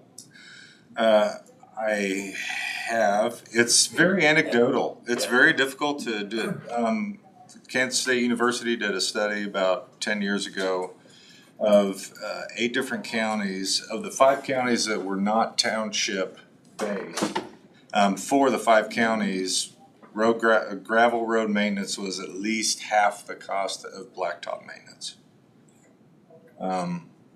That factored in everything. That's from the Equipment replacement the to, state of Kansas, yeah, bringing in, and the one county that the asphalt was less expensive to maintain was, I don't know if it was Wyandotte, it was up around the Kansas City area, and they didn't have any gravel roads. So they weren't set up for gravel, they were set up for asphalt, and so then it made their maintenance much cheaper. So, or less expensive than gravel. But the other 4 counties, it was almost discernibly half maintenance for gravel over asphalt. It's hard to make a definitive statement on that because it's very anecdotal. I mean, it's based on data, but it's also anecdotal, and it kind of goes against what my preconceived notions would have been. that goes against what I think, but Yeah. that's fine. The data's the data. And Yeah. take it, whatever. And I can try to summarize with some of the high points of that. It's a big document. But yeah, I can try to get that to you. Oh, that's interesting. Yeah. I'd like to make everybody aware, I think Steve shared with me that the secretary that you just got hired is working out well. I think is a good thing if that continues, so. Doug's comment just the same. Been a blessing to get her on board and working through things, and it's working well. So it's nice to see replace somebody and get somebody just as good or better than we had. Go from there. Teach them right.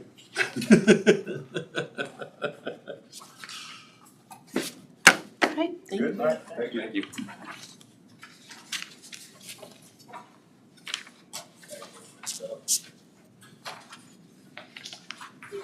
check the box first.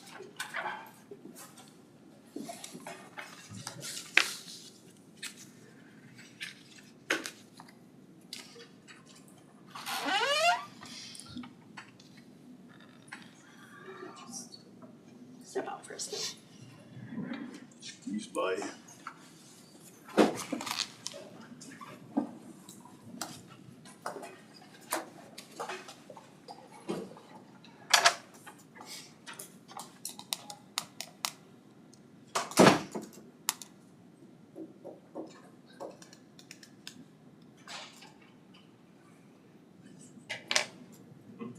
Should tell them. What else to say about it?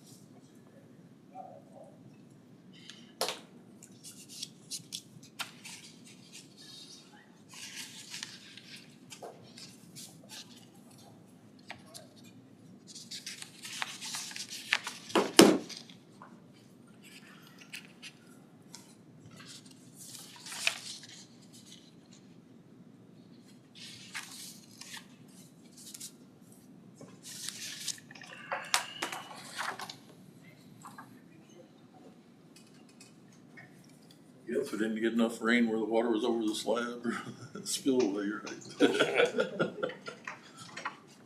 The water's a little choppy last couple days. Yeah. Get near the rain that Wichita and Emporia got. Well, President likes the other side of Fredonia or down in there somewhere. Their area had anywhere from 7. I went, Pretty major flooding. Friday, I was in fields south of water. By the time I came back from Opie, the Hotwood River had risen. I don't know how many feet it was going up fast.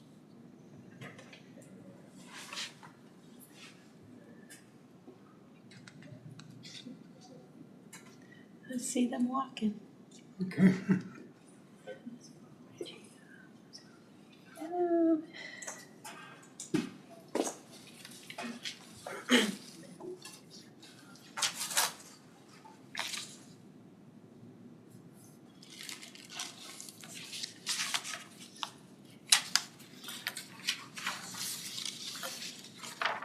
Since you're here first, does that mean you get to go first? Sure. Let's go.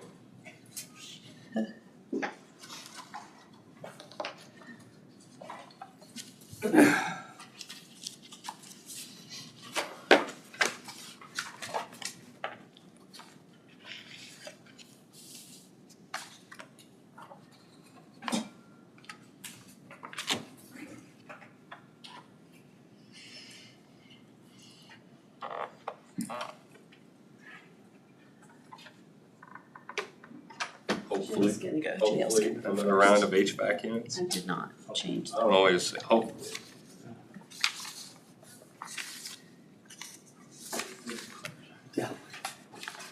Let them cut. What? Let them cut. He's more important than I am anyway. Mr. Beneke, how are you?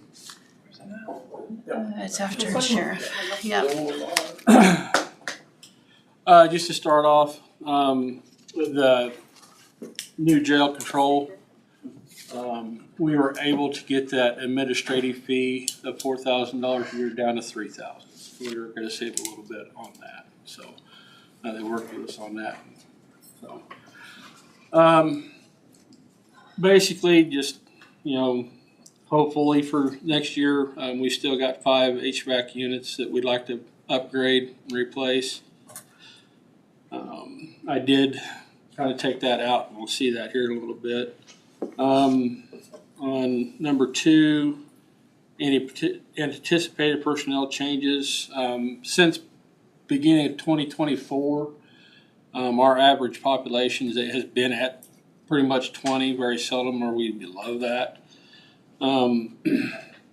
I'd like to kind of start considering maybe hiring 2 additional personnel. That would give us 2 per shift, kind of help cover checks and balances and operation of the facility.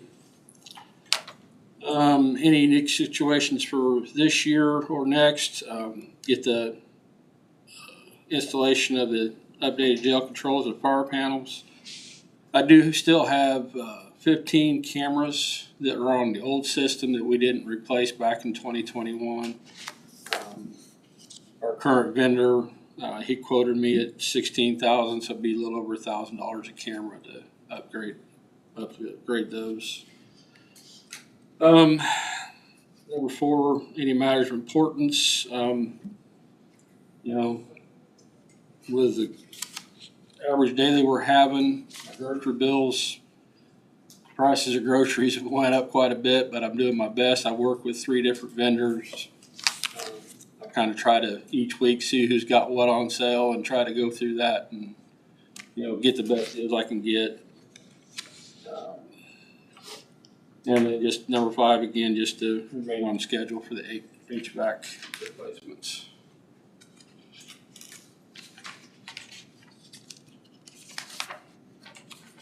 But basically on this, my capital outlay, I did decrease it 45,000. I was doing 45,000 per year for an HVAC unit. And what I was doing is encumbering that at the end of the year.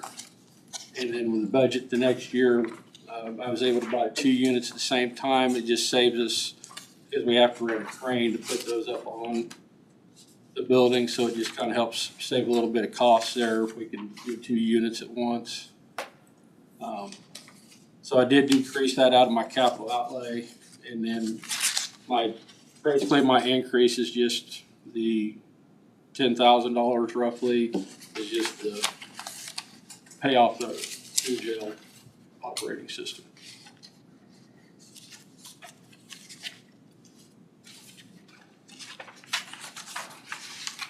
I did kind of include our numbers for the last few years, our average daily. On our budget notes, it's basically just everything I went over.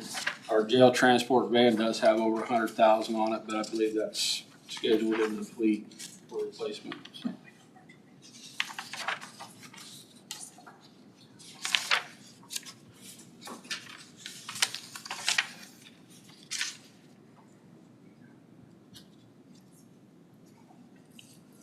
This month we've been as high as 28 people in our jail. So right now I think we've been at 23 the last 4 or 5 days, so we're up. We used to average 15, but the last few years it's really increased. So, and there's just a lot of variables when you start getting that many people in there on costs. So, anybody have any questions? So if we do, so the obviously the additional staffing you talked about is not in here. No. And the HVAC scheduled replacement is not in here. So if we did add personnel, we're looking at potentially about $80,000 for 2 people to be added in on that top line. And then I do not recommend deferring that replacement of the HVAC. We need to keep on schedule with that, or you're gonna have a bigger problem. Do we have any place to house the units? So, I mean, say you could get a deal, buy one, crate it, hold it, buy another one, hold it, and then after you get 2 or 3, you can. That was the recommendation under vendor we're using, and he does all our service stuff right now. That was their recommendation, is to do at least 2 at a time. I do have 45,000 budgeted for this year, but I took it out for next year, so that would leave us an odd year because we did 2 beginning of last year. So The thing we run into is every time we wait a year or two, it seems like it increases $2,000 to $5,000 every single time. Yeah, so I just yeah, the wondered. first 2 units I bought were closer to that 35,000, and now we're pushing that 45,000.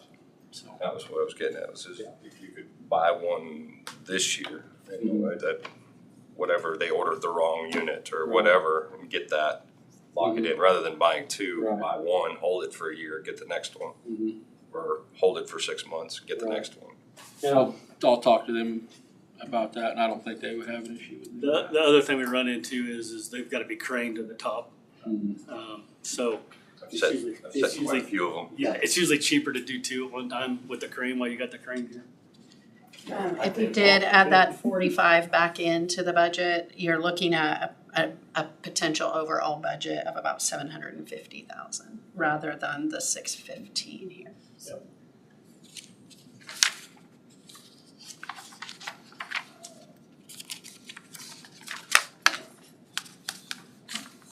Good for me. We'll roll it on with the next one. Probably Kelsey's turn. It is. It's my turn. So, did you get my update? I printed. Yeah, I hope so. This is the only page you sent today, right? That Yes, is- yes. Okay. Well, it updated in the budget wise, but I think I sent it, maybe not sent it. I'm so sorry if I did not. Well, hopefully we have the most recent update. Okay, I'm so sorry. I was Oh, trying you're to fine. go through it this morning and. Okay, so dispatch for like equipment purchases that we're looking at for 2027. I have some radio equipment that needs updated. It's nothing that is in the back room, in the tech room, like radio wise. It is just for the touchscreen monitors and everything that we use at the console. So stuff that we have to use every day. It's our headsets and, so the components for our side, not for the radio side going out. It's just so that we can transmit on the radio. We also have voice products or a nice recorder that's needing replaced this coming year. We had to try to do some updates on it. The updates did not take to the current system, unfortunately, and due to those, they said that we need to upgrade our system as it's been over 5 years. So I did try to get in touch with some other vendors. I didn't get anything back from anybody in the short amount of time that I was informed of it. But there is the recording that it will be, so there's a one-time fee for it, and then the first year for maintenance is actually waived for it, so we don't have to pay a maintenance fee this year for it. And then it wouldn't need to be replaced for another 6 or 7 years according to the vendor that I currently use, and that the recorder is what every phone call and every radio traffic is recorded on, so it's held for 7 years. So if I ever need to pull a call or radio traffic from any kind of incident, I can pull it for 7 years. So. What is the cost, the estimated cost It is 20, of the new system? yes, hold on, let me, 29,000. yeah, 29. Do you know it off the top of your head? My goodness, if you do. It is broke down in dispatch.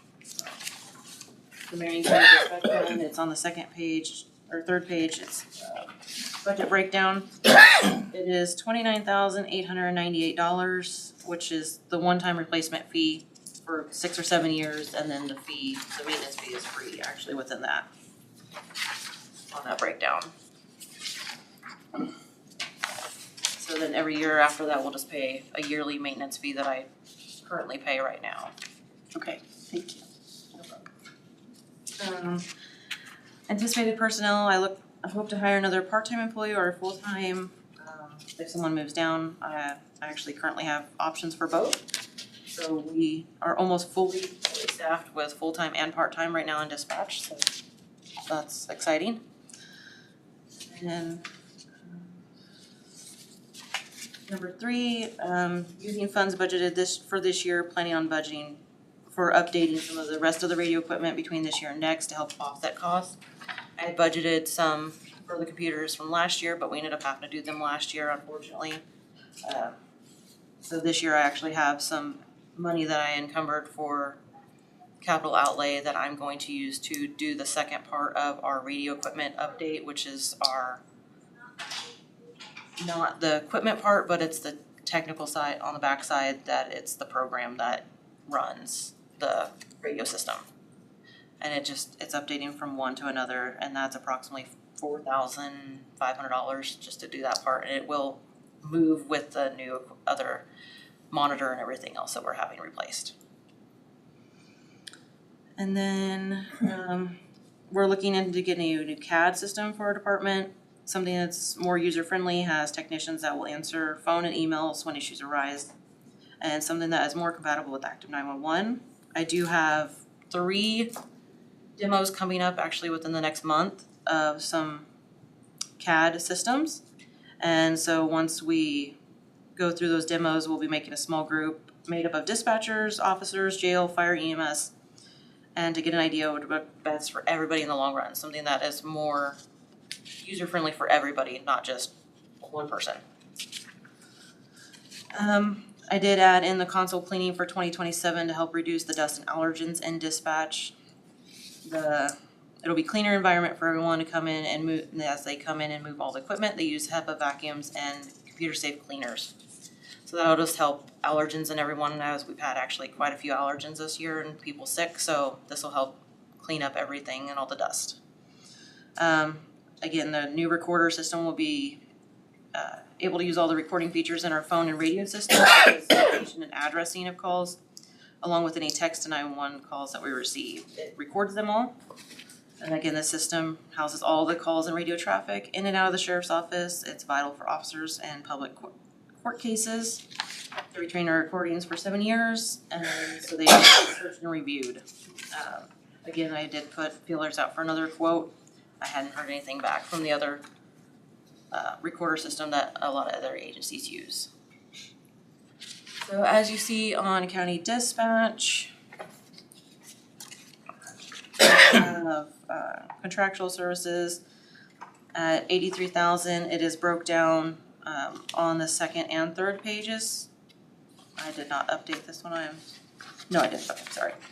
Contractual, commodities, and capital outlay. I did put some money in capital outlay to do that proposed radio update on our system for our consoles. And then everything is, the breakdown is on the third page that tells you what the waste products cost, our current maintenance for our CAD system, console cleaning, our phone system, and then the TBS electronic upgrade for all 3 workstations, and that's a one-time payment. If you go to the next page, yeah, that one right there. So I tried to break it down for you guys so you guys could see exactly where the money is going, where it's going to. And I did lower some of my contract throughout the last year. If you happen to look at the communications expenses, I did lower my Verizon bill from, I think, over $2,000 a year to just $50 a month now. So that's the dispatch phone that we use in dispatch. So if anything happens to happen with the phone system, we have it as a backup just in case we need to get a hold of anybody. So I did lower that. I also have the contract changed with Vive to hopefully lower that, as it is quite high of a bill. So I've tried to get that lowered down and bring that down a lot. So that way I'm not paying as much for just internet services, but keeping everything that we need to have. So I was trying to get prices down this last year a whole lot.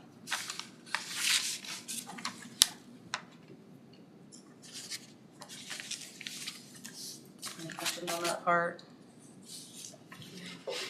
I have a question. Yeah, that's fine. Any clue on how much the new CAD would be? I mean, it's like 500,000 Thank you. approximately, but I mean, each one is cost a little different, and it depends. Right, what that's, features. I don't need to know the Yeah. details, cause you don't have that, but No, yeah. this is like a big, long-term, Yeah. big expense, and Yes. so. Yeah, this isn't an overnight project. No. And the CAD we have is not broke. But it's not compatible with everything else we have. Yeah. It was a cheaper CAD. It was the reason why they have it because it was probably the cheapest CAD when they built the system. Yeah. That's probably why. And it is actually 14 years old. So it's one of the 13, almost 14 years old. It's one of the oldest CAD systems we've had for years. So I just wanted to No, make it's fine. sure that the board is not Yes. blindsided by that later, No. that they know that this is a big one right here, Yeah. so. And that's why I'm looking into next year's budget and the following year to try to, and I am looking for grants. I do have a couple feelers out for grants to try to help offset cost. There's just not a lot for CAD systems, unfortunately, so, but I'm trying to see what I can find. I have a couple firefighters that are helping, and even Marcy's helping, trying to find something to help us offset costs. Perfect. So, if we wanna go to the E911 fund, it's lower, a little lower than last year. And that's because I took out the nice recorder maintenance. That's on the breakdown of page 3. Which is, that's the new page, this new page Yes, we got yes, today. sorry, I didn't realize I did not take it out the other day, so there's actually, it'll be $0 on that nice voice recorder there. Because if we do go with the new system, it will zero out this year for paying a maintenance fee. So I wouldn't have to actually pay the extra fee this year, cause it's included with the new system. So, but next year I would have a fee. So, but the rest of everything else is the breakdown of everything that is paid for out of E911 funds. And most of those are just yearly contracts. And then there's the TBS electronics upgrade. So I'm trying to balance in between 911 funds and the dispatch general fund to help pay for the rest of the upgrades. The upgrade total was around $15,000 to upgrade all 3 stations, which sounds like a lot, but it's broke down by 3 stations and it's a lot of upgrades that are coming through. He said we could hold off through the next year, so that's why we're paying some for now and paying some for next year, so that way it breaks up the budget a little bit to help offset cost.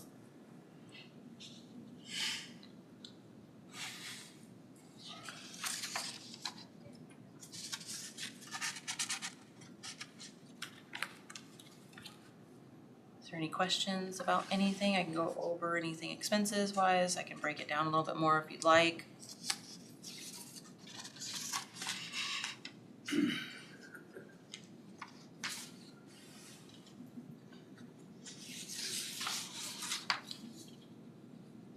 Color code, I'm sorry.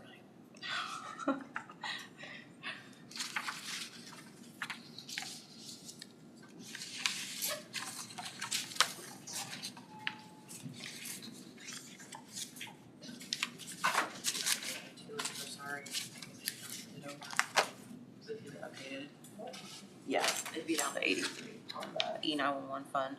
It'd actually be 83,000 or 85,750 actually. That 90.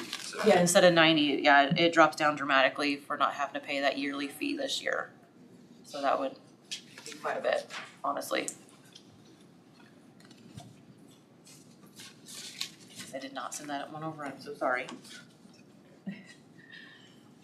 This shows a reduction, so you can just figure it out from those two. Yeah. Yeah, I was trying to do it really quickly this morning before my part-timer got there to fill in for me, so. Just a little off topic, but I was over at Lyons County and got to see their little underground 911 dispatch. Yes, That's pretty cool. theirs is pretty cool, yeah. Yeah, they definitely have a way different setup than we have.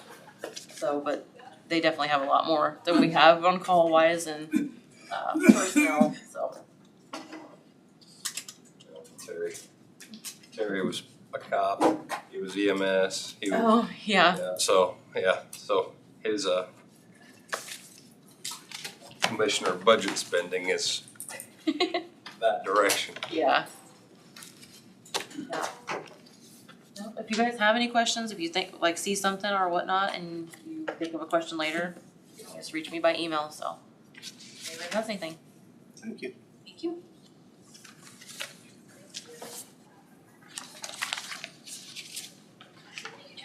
Yep. for the grand finale now? Yeah, I don't know about that. He had to sit through all the other ones anyway, it's all underneath his Yeah. department, so I feel like I've seen them all a couple of times now out he can here. let them go back to work. Yeah. I can come over and hang out with the cool guys now. All right, question number 1 up there. So you guys know what we're looking at. Is equipment purchases due, you anticipate in the year 2027. So we're really, really low on our .223 caliber. That means our rifle rounds for our practice and our duty ammo. So every time we go qualify, we always shoot our duty ammo first. So we get them cycled through, but then we practice with our practice rounds. We've already purchased last year. I think we purchased our 9mm rounds for our pistols. I am going to try to encumber some money towards the end of the year if we have any left over to replace our pistols. So we have Smith & Wesson 9mm. Nobody's carrying them. Guys are carrying their own Glocks right now, majority of them. Most of the barrels are shot out of it. You think, well, what does it take to shoot a barrel out of a pistol?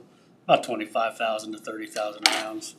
And if you take that and you put that, and I don't remember how many years ago was right when Rob first started off. This is when they bought those pistols. Those guns have went through multiple officers through multiple academy stages, which academy is about 500 to 7,500 rounds to go through the academy. Plus we're shooting multiple times a year. We did the math on them. They're all sitting about that 25,000 rounds through them. I got one that we've taken everywhere we can get it taken to. Our range masters cannot get it to hit on target. It just, the barrel shot out of it. So we'll switch to Glocks. I did get a pretty good deal looking at Glock when I talked to the vendor. They'll replace, we can trade the Glocks in and we can get holsters. What was it? It was holsters, the gun, the holster, and a light, and the red dot. And it was like for $805 a gun. That's cheap. Yeah. For a Glock, yeah. The guy really likes me, I guess. So that is something we're going to try to encumber. If we don't have it in a year, I'm not going to come and ask for it. We'll figure it out another way. Listing the anticipated personnel changes 26-27. We're still needed to add 2 deputies. I do have one that we're going to hire that will hopefully go to the academy sometime around August. I did have a couple of guys bring applications in. I got one guy doing a ride-along. So he might be able to go August, might be able to later in the year. That would full staff us minus a detective. Other than that, we're getting up there and we're starting to fill our vacancies. Number 3, any unique situations for the office that would affect the remainder of the 2026-27 budget. Vehicle damage to hailstorms. That's a wild card, guys. I don't know what the insurance is going to do. I don't think anybody knows what this insurance company is going to do yet. I talked to a K-Camp representative last week, I think when you were gone, and asked him if he had any word about it. And he goes, no. He said about every county right now is kind of up in the air. And it really doesn't matter. I've talked to a couple of vendors who would be fixing them for us. You know, they could be anywhere from 3 months to 8 months out yet trying to get caught up with everybody. So we're not too excited about or worried about getting them done. Number 4, listing any matters that of importance to the preparation of this year's budget. I'm always going to put this on every year, KPNF. That's important to us. Not so much important for guys like me who have been around for 20-some years, but these new guys, the retention for KPNF is a big help. I mean, you give them better retirement plan, they're gonna stay longer. I've lost three and a half guys. I'm gonna say the half because it wasn't. I don't think I was told the truth, but because of KPNF, I mean, they were able to go to an agency that paid pretty close to what we paid, maybe $1 more an hour, and we still fight the deal where McPherson says, "Hey, you can live in Marion County, and you can come work for us, or in Newton, you can live in Marion County, come work for us. Oh yeah, by the way, we have KPNF." I mean, a guy that's got 2 years on and has got a whole entire lifetime in front of him, he's going to jump ship. I mean, you look at the state troopers, they're retiring right now at 50-some years of age and going to get another life, another job. So I'm always going to put KPNF on that thing. You guys will get tired of hearing about it after a while. So that would be just to be a good retention. It'd be a good retention tool. You'll see on this year's budget, we're asking for the second installment payment for the new body and dash cam system that we put in this year. Now granted, you guys realize we encumbered the first payment from the 2025 budget money. We made that payment, of course, we encumbered it, so we didn't get it out till February, and we made the payment in 2026. So that was actually 25 money. We didn't have to make a payment at all really for the 2026 budget. So we'll be adding that payment in, you'll see that in our budget for 2027. I will tell you this, we just had Motorola over last week. We did 2 days of training with them. The system's nice. It's so much nicer than our old system. Easier for the guys to work. An immediate download. I don't have to wait multiple days to get a download. If a citizen comes in and complains to me, I can actually set up my house, punch into my computer, and grab that, review it, and go, okay, yeah, this was an issue, this wasn't an issue, and get ahead of those before somebody stews over it all weekend and gets upset about it and causes a big stink about it. Can you remind me how many years we'll have that payment? Is it? It's 5-year payment. So you'll see it in here, and I'm gonna flip the page over here to the first 2027 budget page that we have. There's the increases you'll see will be on the cell phones. Of course, we knew that coming in with a body cam, so we had to go up on our bill there because that's what distributes that's what sends it to the cloud. That's what we have our communications with for our body cam and our in-car cameras. The other increase you'll see that's for on deputy equipment. You'll see need to purchase ammunition, that color coded to the blue there. The radio maintenance, I stuck it in there.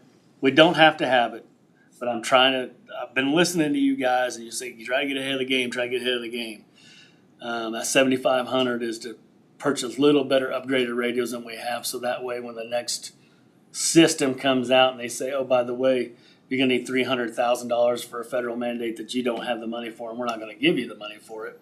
Maybe by then we'll have 4 or 5 radios in 5 years that we won't have to, that will take whatever they want us to do. I personally don't care about the encryption, gentlemen. Everybody in the world could hear what I gotta say. I don't care, but the federal government obviously cares about it. So those are the big increases you'll see on that budget line item there. Of course, you flip over the next page of the contract, you'll see the $40,000 that was encumbered in the increasement for the body cam payment. Next page, just our budget and commodities page. Flip it over to capital outlay, unless you got questions on that.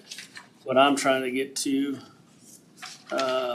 So if you switch over to this page right here, got that one up. Okay. You'll see that our budget's up. There's only one reason why our budget's up. That's that body cam. That's that $40,000 body cam payment. I've traditionally have tried to honor the last sheriff's goal, and that was to keep the budget, our budget, under $1 million. I don't know if we got to make the body cam payment. Prices go up, need the tools, so it is what it is. Go to the page you go with the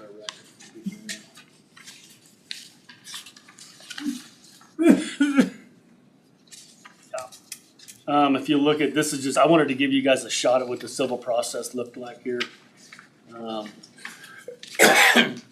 In 2025, we served 1,353 papers. That was a deputy walking up on a doorstep of the residence 1,353 times to serve a paper, be it civil, criminal, or whatever it is. When the courts say we have to serve it, we have to serve it. Now, you think, well, 1,353 times isn't a lot. I'd say 50% of the time we don't get them on the first try. Sometimes we don't get them on the second try. So you could probably very easily do it. How many doors we hit last year. So January through May 2026, this is what our numbers set at right now. We're 645 is what we're sitting at. So we're kind of right there again. I imagine we'll be right around that 1,300 next year. Flip it over to this. I just want to show you our adult cases, our casework here. 2025, 809 cases. 53 juvenile reports. That's usually a pretty important number for you guys to think about what we got to do with that. Those juvenile cases, those are not, I came, I saw, I conquered overnight. That's multiple weeks. That's 4 or 5 weeks worth of investigations, pulling a child out of a house, finding them a new home, finding them a safe place to live, and then all the court processes. The 756 cases above that, that could be anywhere from an incident report to a vehicle accident report, theft, fraud, whatever you want. Everything else falls underneath that one. We're already at 13 for the juvenile cases. Of course, something I boast about is we have a detective over there, Christopher, who's an ICAC investigator, Internet Crimes Against Children's investigator. He is good at what he does. So a lot of people don't realize is there's not a lot of them across the state. So this is the states and the federal government looking at software all day long to be crimes that can be against a child. And a lot of times, if it's Marion County, we automatically get it.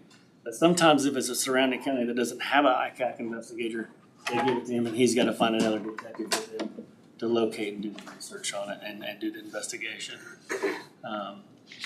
So we're probably going to be about spot on for our cases again next year. I don't Two a day, roughly. do what? 2 a day, roughly, and then serving papers is Yeah, 4 a day. and you know what? I spent half the morning in the corridor with a person who's upset about something at the reservoir that we don't log that down. If I had to log every time somebody came to visit me in the office, I'd do nothing but type paperwork 7 days a week instead of 5 now. There's stuff on there that probably doesn't get typed up, just the small contacts, that there's no crime, there's no incident. They're just meeting with somebody, asking a question.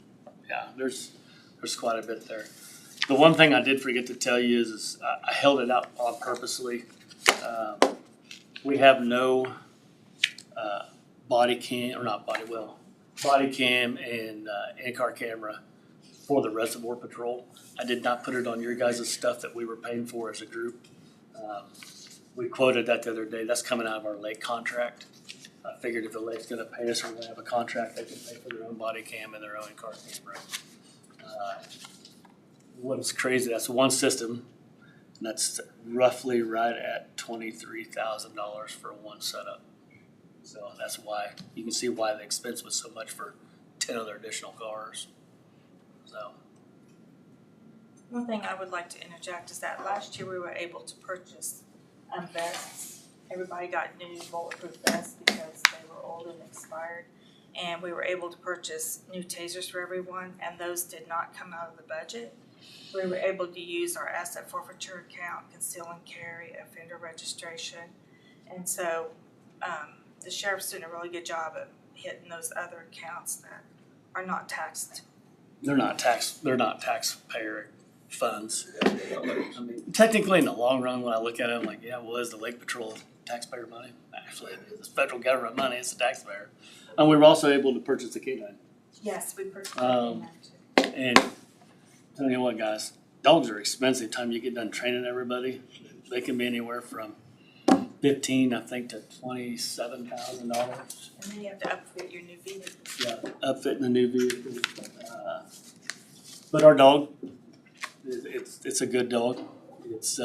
Our dog is a narc dog, track dog, evidence recovery, and patrol. And the patrol is it will go out and apprehend a suspect, a felony suspect.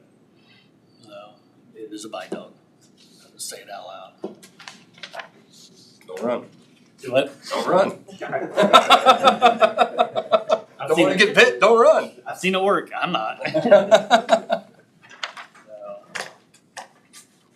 Mr. Becker, you have any questions of me? Yeah, I think I asked this a few years ago, but we spend a lot of time trying to serve papers. I do remember this question. What do these process servers, is we just can't afford process servers? You know, back in the day, we had deputies who had retired, and that's all they did for us. They just come in a couple of times a week, maybe 3 times a week, just to serve papers. Problem, gentlemen, is we run out of them boys. They're done, gone, they're not around anymore. Some of them passed away. I got one left. He's working the reservoir for us, keeping that lake contract going. But you know what, Ken? I don't know. I guess I could look to see what a civil process server costs. But, you know, I'm just, you know, I think about all the time that it's taken away from that officer doing something that either could stop a crime or whatever. And we're knocking on doors, and like you said, half the time they aren't there. Mm-hmm. What irritates me probably the most is when you got a paper in Durham, Tampa, Ramona, Burns, Peabody, and the officer's headed down there, gets halfway there, and then we get an accident up north, and then they got to rush up there. They go handle that situation, and then turn around and have to drive right back down. I mean, how much wasted fuel do you have when you call off of that person? You call that person off, and I've done it myself where I've literally tried to tip a paper 3 or 4 times in one day. But you almost get there and you get a phone call, you get a car accident, you get a burglary call or something that you got, or just a car deer accident that you have to run over and take it. And then you try to get back over there. So yeah, I mean, you're 100% right. Are there companies that actually do process servers? I think there is. I think you can probably hire some companies. When you add all of that together, you mean, you look at their cost and you think, oh, that's way too high, but you add all, like you were talking about, maybe it's not. Yeah. The other thing is if you brought a contractor in by statute, you would have to give them a special deputies commission like we have for her. So, you know, if somebody comes to the front window, she can actually serve a paper. Used to be back in the day that the office manager couldn't do that when I was here, and they'd call a deputy off the road to walk into the office to hand somebody a paper. We don't do that anymore. We stopped doing that. I don't know, but I'll do some checking for you. Find out. We do receive $15 for each summons if it's like from hospitals or anything like that. If the hospital is not tax base, for civil process papers, but pretty much that's just for your summonses. And I wouldn't even say maybe half of those summonses are paid for, maybe. Yeah, usually more than half. You don't get them collected. Like our hospital, they're a tax-based hospital, so they're exempt from that fee. Anything from like municipals, other towns. Lots of times the criminal summonses, there's no fee with that, of course. Protection from abuse orders, summonses, there's no charge for that. But if it's a business that does not have a 501c3 that's suing, we get papers. Or we get payment for those $15. And then it just goes back to the general fund at the end of the month. I cut that check. It's no barn burner No. profit thing. Yeah. No. Yeah, we're not making any money on it, I can tell you that. Bruce tells me you're not gonna let him fully retire. I know. I'm gonna throw him in a detective role and hire another road patrol guy. We talked about it the other morning. Yeah. He retires, I may quit. That guy, I'm telling you, that guy's, he cares. He's good. He cares. Cares. Very thrilled and gets things done. That guy, I don't think he has a wasted step in the day. I got some other guys that, yeah, if they did a little better thinking, they'd be like, oh, I could have done this too. And that guy's already got his day planned out. He already knows it. It's pretty unique to start with. Yeah. We do have we'll have some changes next year. Well, actually starting in July too. Just FYI, we've got offender registration is going to go up from $20 to $30. So when our drug, sex, and violent offenders come in and register every 3 months, every 3 months they were paying $20. Now it's going to $30. because there was two systems. There was the Kansas, KSOR and then, Fender Watch. And half the state was on the state site, half the state was on the Fender Watch was a privately owned one. The one we were on was the privately owned one, which was way better system, much more user friendly, way more efficient. You know, you take the state's hands out of it, and they get a lot better right away. So they put them together like, all right, they butted heads most of the spring, trying to figure out which one they were gonna do. The good one won. So now Kansas gets to run that program. They're like, well, we don't have any of this system up and running, so now we gotta hurry up and pay for it. So they up the offender registration, $10 more, and that $10 will go. We'll keep 20 of it like we have been, and that $10 will go for a technology fee to run the system. So I don't even hear some grumbling about some registered offenders. They like to grumble. And we have approximately close to 70 registered offenders. That's drugs, sex, and violence.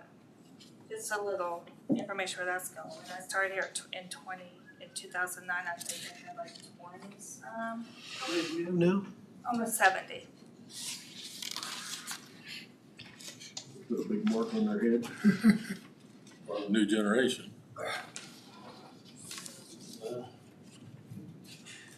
I'll have to wear a certain cap or Where do you hide your mark, Jeff? I'll leave it alone. Yeah, you can get on any site and look at them. You can find them on the website. So you can go to the Offender Watch and you can find them I all. mean, once they're an offender, they're offender for life, right? Yeah. No. Depends on what crime they violated, and how old their victim was, or how violent the crime was as well. Some do fall off, some do not fall off. And also juveniles, if they're convicted as just juvenile, they only have to register for 5 years and it's closed. So no one knows that they're a registered offender.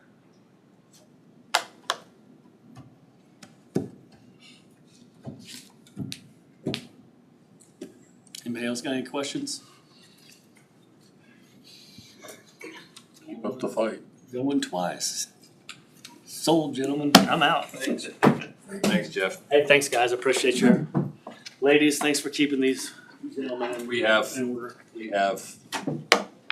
on several occasions brought up KPNF on our own. Oh, So we it's not annoying to hear it. We just need to figure out how to fund it. yeah. I just put it on there because Tina and I talked about it the other day. She's brought something up about it. We're gonna put it on there too. Real quick, don't mean to get in front of anybody else. We did have a deputy go to the hospital on Friday.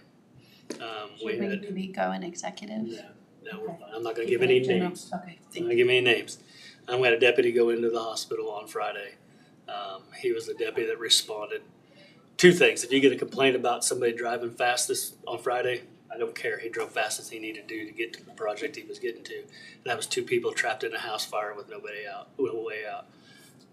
The deputy ripped the window unit out of the wall, was able to climb in and get both of those elderly people out.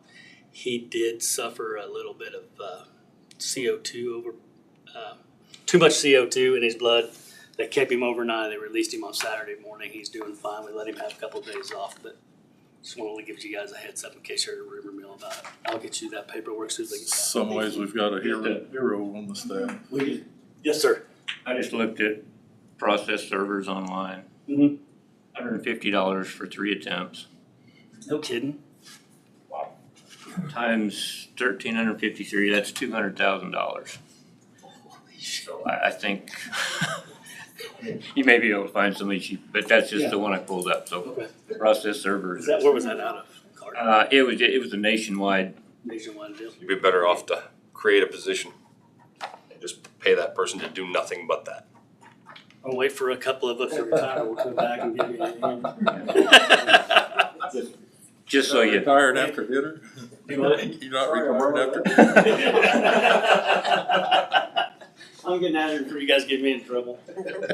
Thanks, everybody. See y'all.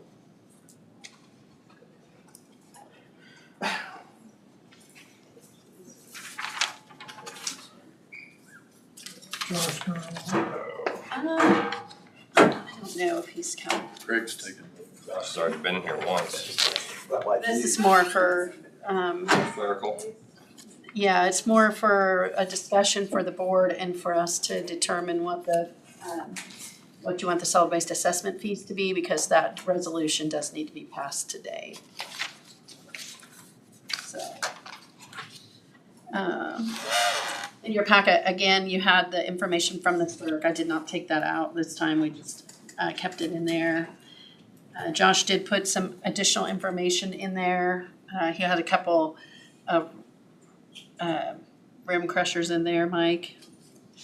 And then he did some annual figures, which I wish. Are you asking whether or not it can be converted? The one that we currently have can be converted, not buying a new one. Either way. Okay. That was a tire cutter. Yeah. We don't have a rim crusher, to my knowledge. Yeah, I don't believe so. Well, just the fact that he said it was possibly broke down at the moment, if we were going, rather than fix what we got, whether it would be, it'll pay for itself over time if we can. We just paid that thing off like 2 years ago, or. We've had it quite a while. But the worst of it is it's been sitting outside this whole time, which is not good either, whether it's electric or gas. Talked about putting some type of roof out there, but it never happened this whole time either. Right. I just think the efficiency is still our best bet. So I'll maybe start with the papers, the two papers I gave you that have the fund analysis. So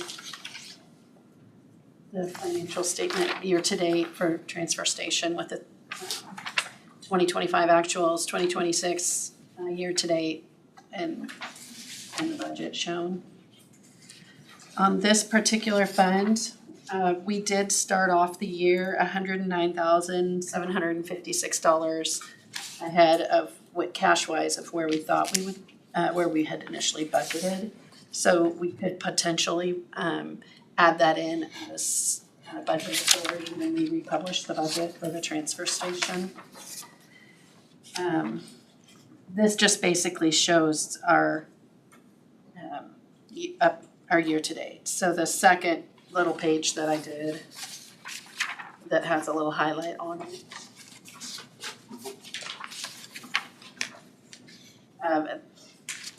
It shows the cash balance at, this is actually right now without payroll, I think, at the end of June. Let me double check. I was looking at numbers, a lot of numbers and really fast this morning, so. Okay, so this does include, June expenditures except for payroll. Payroll hasn't been posted when I ran this report. So without accounting for payroll, we have $560,233 in cash right now in the fund. And you can see that under the cash balance column. And then the budget balance of the existing budget is $496,438. We had $109,756 additional cash which is more than where we intended to start or plan to start the year. We have approximately, if we look at 7 months of payroll, that's about $140,000. The warrants, I figured the expenses as shown down here on the bottom. So tipping fees, other contracts. And so I've just kind of estimated based on historical for the year. So not including capital outlay, we would have potentially about $400,000 more in expenses this year, just regular expenses. We anticipate $175,000 in revenue, which you can see I've estimated at the top above on that page. We still probably will have about $90,000 coming in for special assessment fees that have not yet been collected or distributed. We would have, I did just a real basic estimate for or C&D, white goods, tires, recycles, and mattresses. Trying to still be as conservative, but hopefully sort of realistic. So potentially we have about 175,000 of revenue that would come in.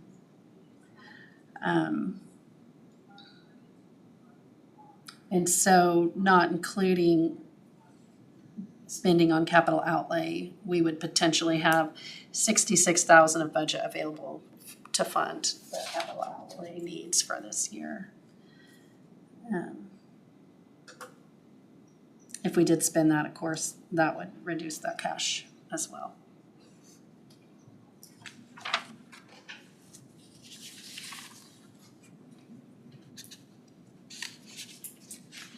So the budget will be really tight, we will probably go over, but if we amend the current year budget to allow ourselves to spend the additional funds, then we should be okay. We do have the lease purchase for the loader, $37,141, and then lease payment purchase on the building. We have 2 of those each year, and that is $74,000 still outstanding for this year, so. So I just kind of wanted to give you an update of where we are with the funds today. When did we raise the assessment fees? What year was that? It was in 2 or 3, yeah. It was 2023. Yeah. And you can see that on the budget worksheet for when Josh presented that, because you can see when it jumped up to the 800. 2026. Is not all those fees in yet? No. Okay. All right. I was like, why is it falling 100,000? We still have another distribution in September. Okay. And then October, we don't typically get a lot of solid waste assessment fees with that distribution. It's primarily motor vehicle, I think. But we do have another one of those large distributions coming in September. So.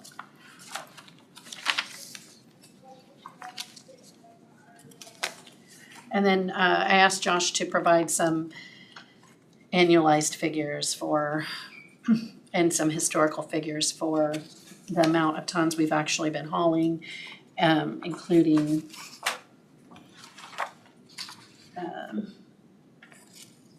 let me see what all is in here. So you can see it, there's a page that's a colorful page that has that one. It has the 23, 24, 25, and year-to-date 2026 monthly totals and annual total for municipal solid waste, and then for C&D separated out.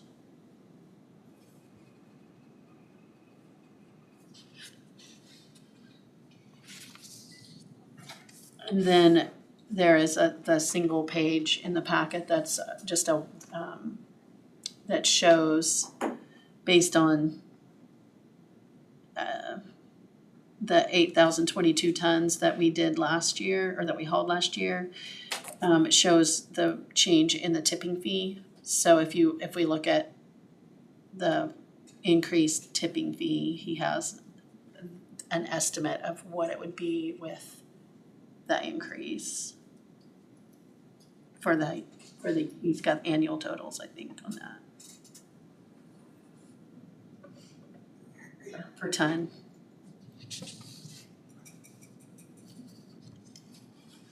And then he did provide some figures for recycling as well, so. But we wanted to provide some information, so, because I know Commissioner Dirks, you had mentioned that you would prefer to see increases potentially in some of the disposal fees rather than the solid waste assessment fee. Also today, you have the list, sorry that wasn't in your packet, but I received it later, so, of what our current rates are.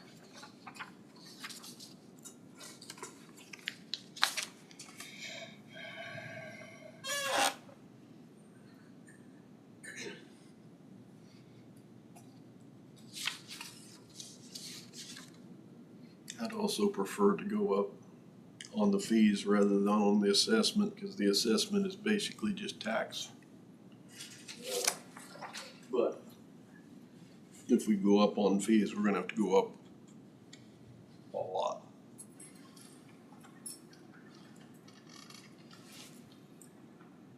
But a number that I'm looking at would need to be close to 25%, or was somebody else think?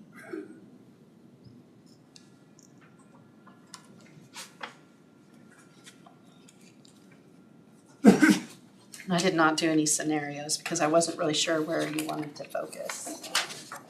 If we go up too much, we'll end up putting more tires in the ditch. That's the transfer station. Yeah, we still got tires in ditch. Our tire fees are really low. I don't think so. We do have quite a few commercial endeavors that bring their tires in. And the state, I'm not sure if they still have it, but in the past, they have had an orphan tire program to where if we do have major issues with tires and ditches and things like that, and we document that, then they can help. Sometimes they will help pay for that. But I haven't researched that recently. I know that was something that was available in the past. Kind of nice to know what our surrounding neighbors are charging for C&D and recycle. Well, on the recycle, I mean, I know it's not going in our municipal solid waste, and so there's something to be said for that, but we are paying, let's see, he had those numbers in here.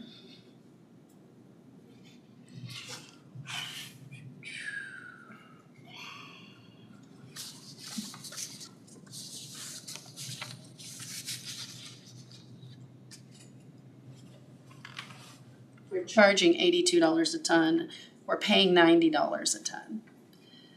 And that's just for the tipping fees, that does not include, that does not include the amount that we're paying for the driver or the fuel. The total cost per ton he has broken out on what it would actually potentially cost us per ton is $105.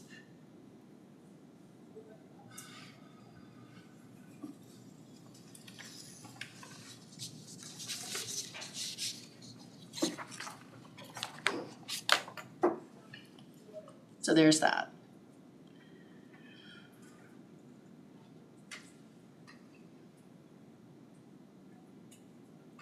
We look. Recycling just doesn't work.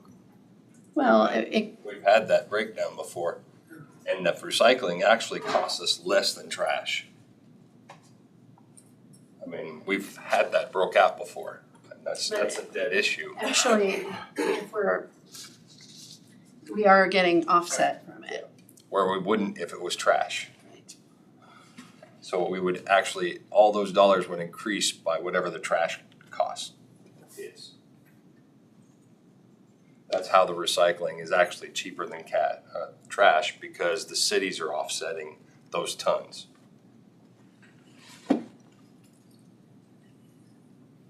I don't bleed for recycling by any means, but dollars are dollars.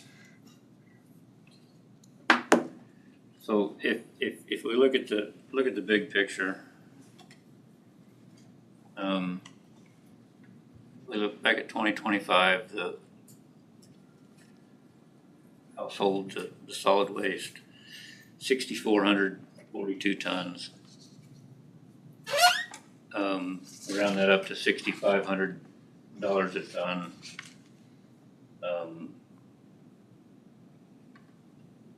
Or 6,500 tons, $12 a ton increase in the tipping fee. That's $78,000. Yeah. Now, our C&D waste is roughly 1,600 tons. It'll be definitely higher. It'll be higher this year. We're already at 1,160 tons for this year. And we charge what? $60 a ton. $60.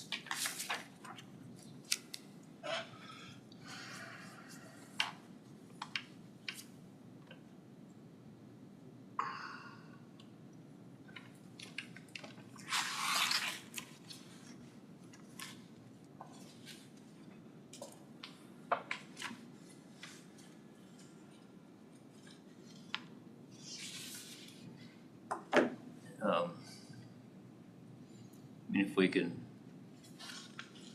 1,600.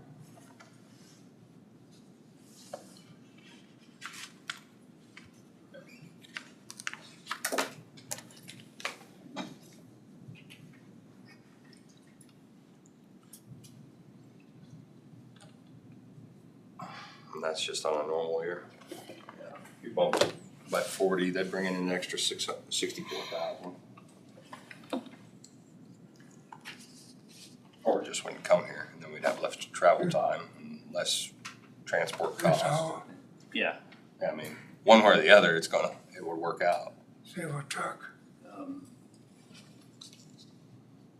I think if we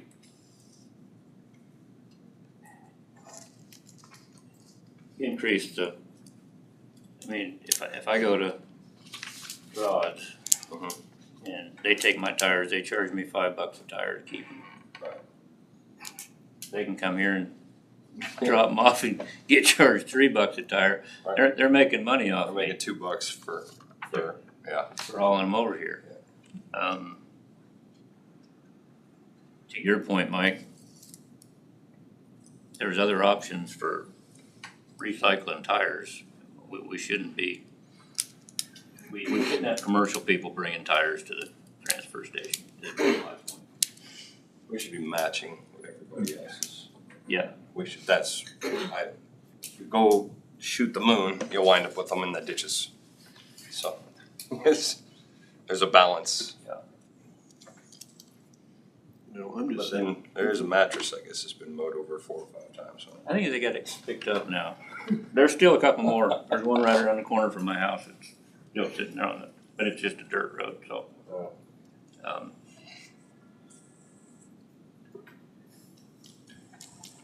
I was just looking at a percentage of what we would have to, as opposed to the dollar amount per item to balance it out. I guess I'm not sure 25% would cover it.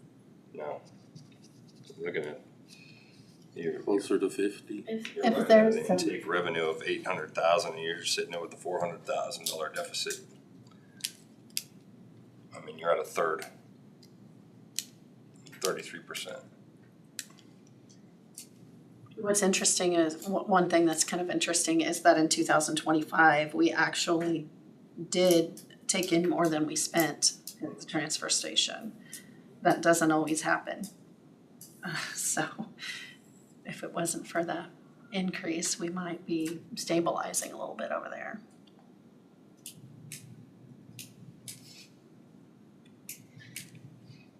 One thing to also keep in mind, you don't have to decide this part today. If you think that you are, if you all agree that that you wanna work on the transfer station rates, that can be ongoing discussion and action later, as long as you don't wanna change the resolution for the solid waste assessment fee. That's the only piece that has to be done today. So you have options.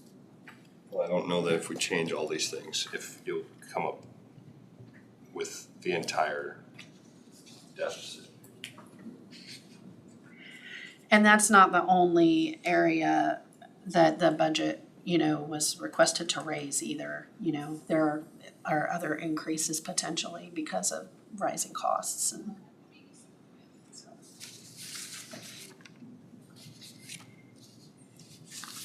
but to offset those, if we're not gonna raise assessments, we have to do it in the fees. Oh, yeah. Yes. And I don't know that you can pull it all off in the fees. Well, probably not.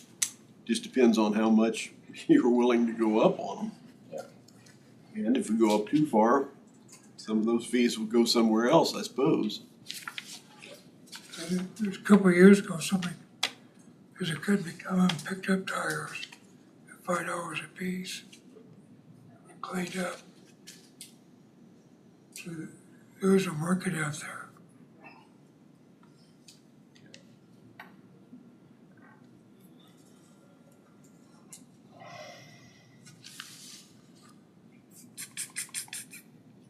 What Tina said, we can work on that.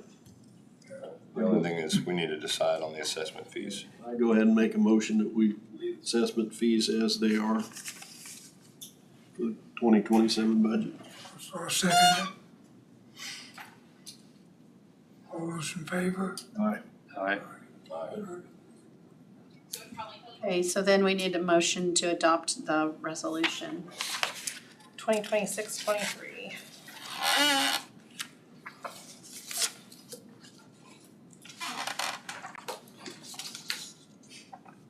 A motion to approve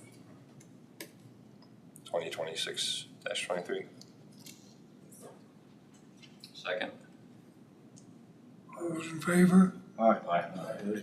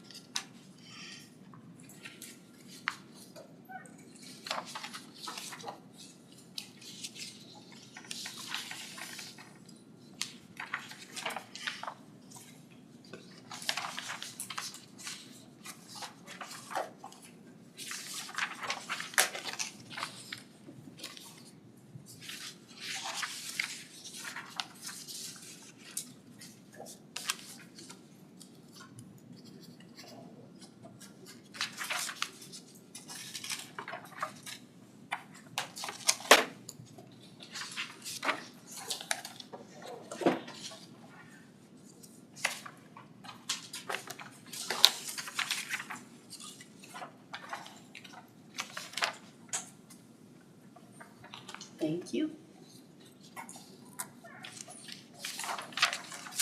Are there any scenarios that you would like worked up for review for the transfer station? General idea of, especially on the tires, what everybody else is charging.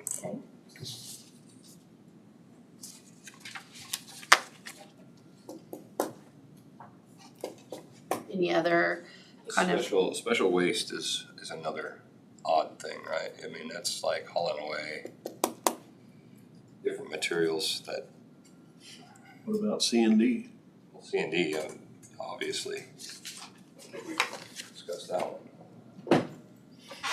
right, is there any kind of number that you want me to put to that so that you can see C&D. it, or do you wanna?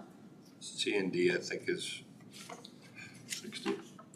160 now. I think it's at 100 is still reasonable. I was thinking between 80 and 100 on C and D. Figured at 90 then. I mean, if that's a, And then special waste, $100 transport fee doesn't cover it. Especially if he's talking about just normal trash is at 105 already. But honey, they have a special price. Anybody else that has a special? I'll find out a little bit more about what that is. that special waste, is that like all the barrels of honey from Barkman honey? Yeah, that- it's scrap Empty barrels. off the floor. No, they got honey in them. I will But find they're out what empty. that There's is. just a trace of them in them. And they're Sure, not. No, most of those were I full. bet they're quite full. Bad honey. Oh, I'll find out exactly what the special waste is. I know that's probably what, I think that is what triggered that discussion the last time, but I don't know that we're still doing that, so let me find out a Some little of bit. the household hazardous waste, part of that special.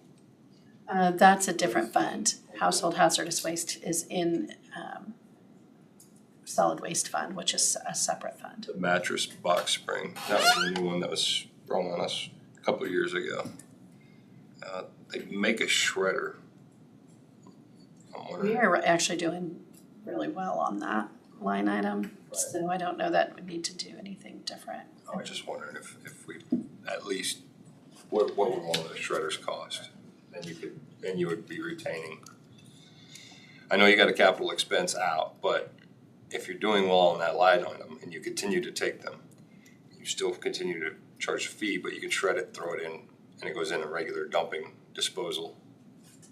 Goes in the regular Gotcha. trash now. Right. They put it on the Well, bottom. they do, but they Still get charge us. charged.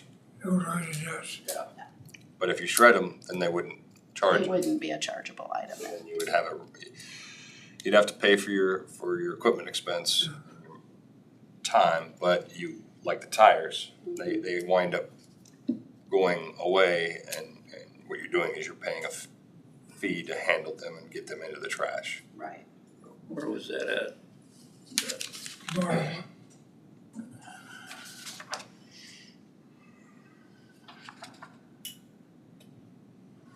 Mattress, I mean, mattress disposal fee, I mean, $7,500 or $7,300. Yeah. We took in 2025. It take a lot of years to Pay for the to shredder. pay for a shredder, Right. and I mean, it take a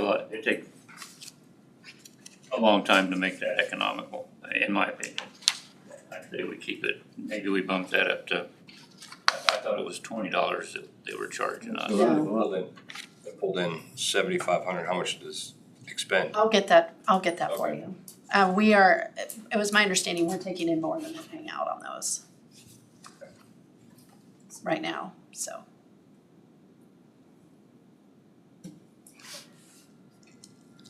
Anything else from the transfer station?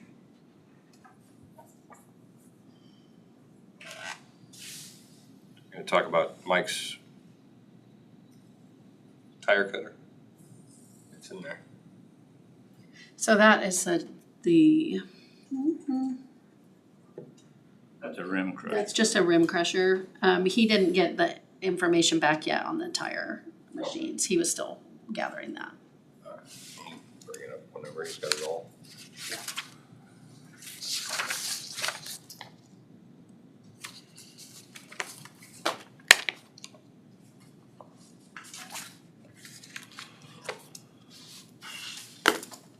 So I'm hearing tires and C&D primarily are where you wanna try to focus.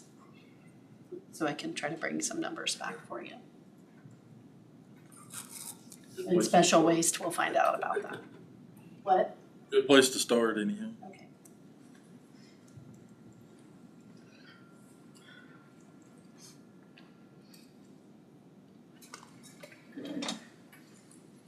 And are those tipping fees, are they scheduled to go up again? Talking about, Well, it's gonna go to Yeah. 54 in 2027. And then it's gonna increase again. I think they're stepping it up over a 5 or 8 year period. Yeah, that's what I thought I would.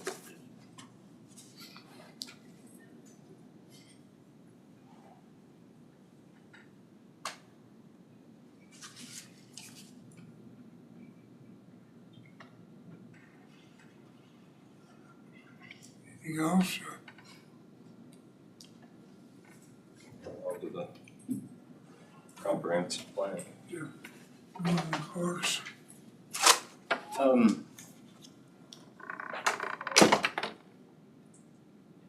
it here. In your packet,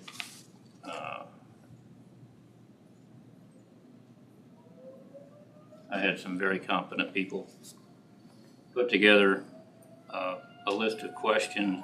I had said that back when I first brought up the comprehensive plan that I would work on trying to develop a questionnaire to send out to the public.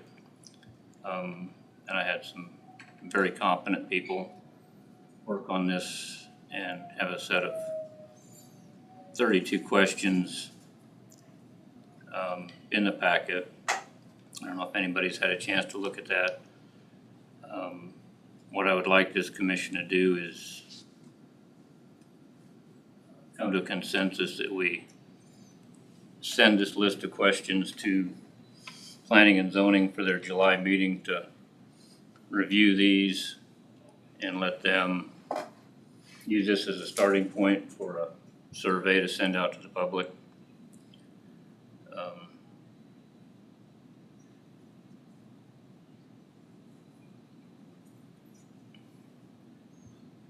Do we know, was that the last time we did the comprehensive plan? Is that how the survey was handled? I don't have details on all of that information. I think that the board previously received the information from those surveys like several months ago. Do you remember, Commissioner Jerks? Mm-hmm. I don't know who put that together. I don't know if Bauman and Associates put that survey together and charged us for it. Like I say, this is a starting point that doesn't cost the county anything.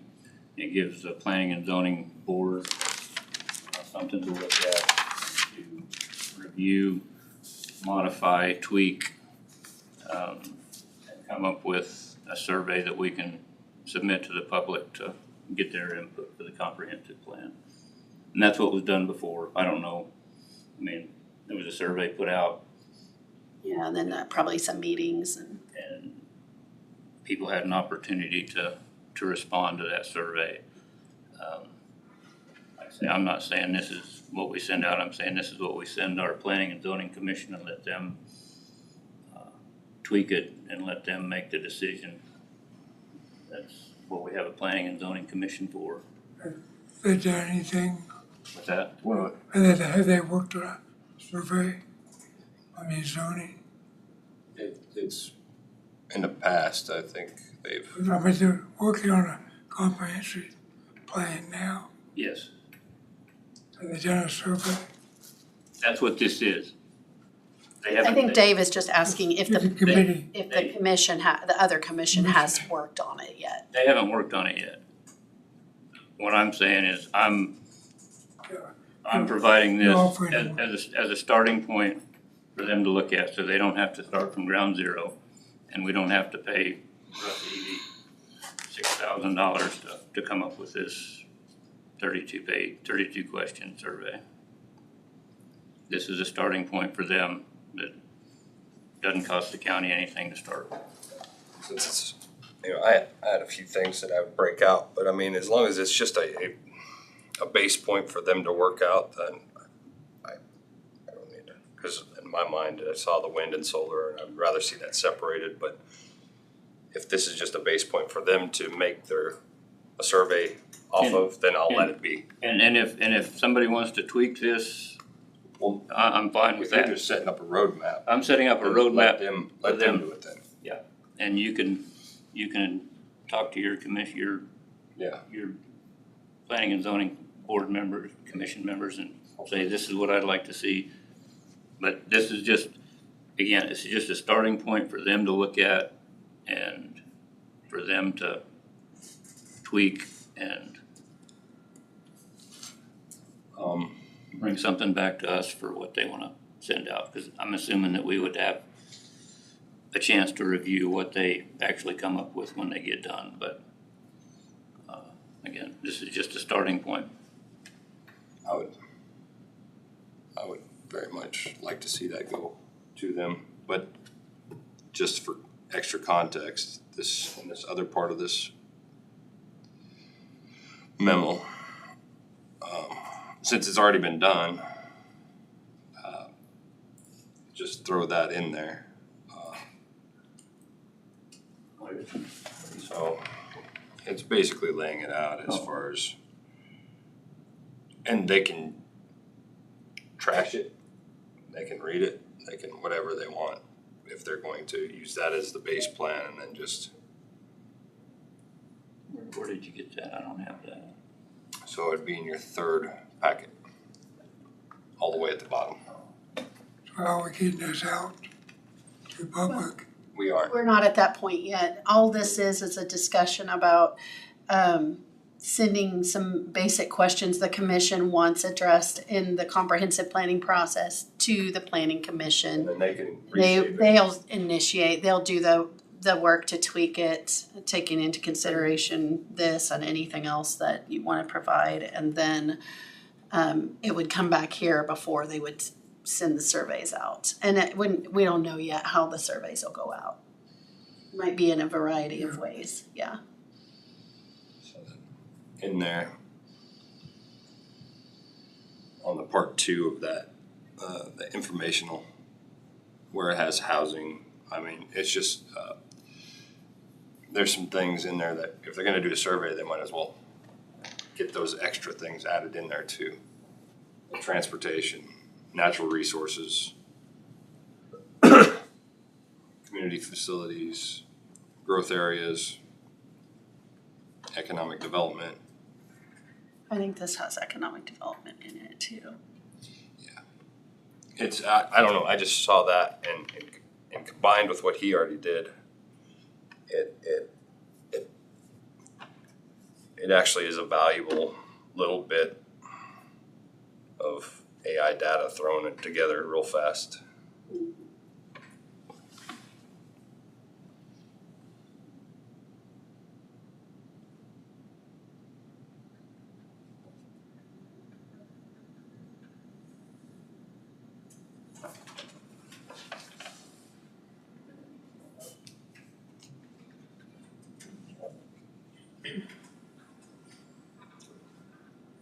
It's fine with me. We've given charge to the planning and zoning to develop that. If that's a guideline for them, fine. Give them direction. So give them direction. Yes. Whatever keeps the ball moving, I think. And Clark's been, That's what I'm Clark's been trying to trying to do that, so. Right. And that's our job, is to give them direction. I mean, So have a consensus to send this to them.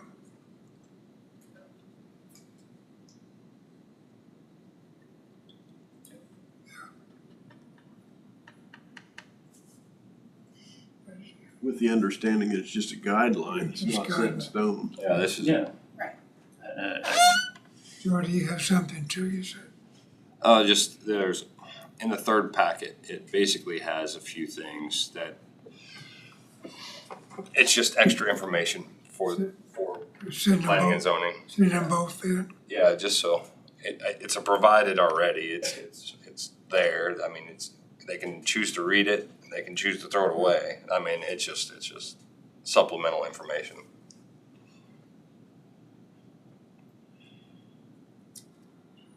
Direct Tina that, send that to them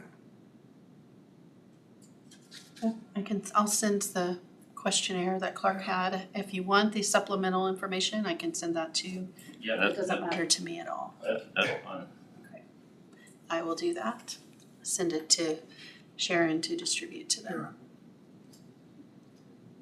They can look at it or not. We have to do this. Yeah. I mean, it's a requirement in the comprehensive plan that we get public input. Yeah, and it's an important part. It's not whether they want to or not, they need to look at this, and they need to look at it sooner than later. They have to have public input. So, I mean, you can send what I had, and then this within that other memo, if you wanna add that to it, and send that to Sharon, and you can send it to the rest of the planning and zoning commission. I would like to see it on the agenda for this month. We wait another month, and then we wait another month. And, Share it on the agenda.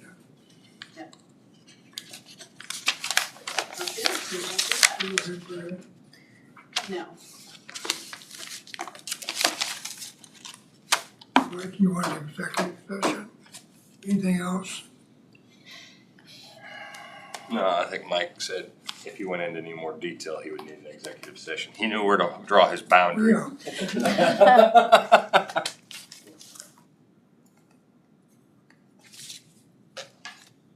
Is there anything else before we go? Executive session? But we're not, we don't need an executive. Mike doesn't need an You executive. don't need it. He was, I think we all knew what he was about to say. He just couldn't say it in open meeting. References. Yeah. Motion adjourned. Second. All those in favor? Aye.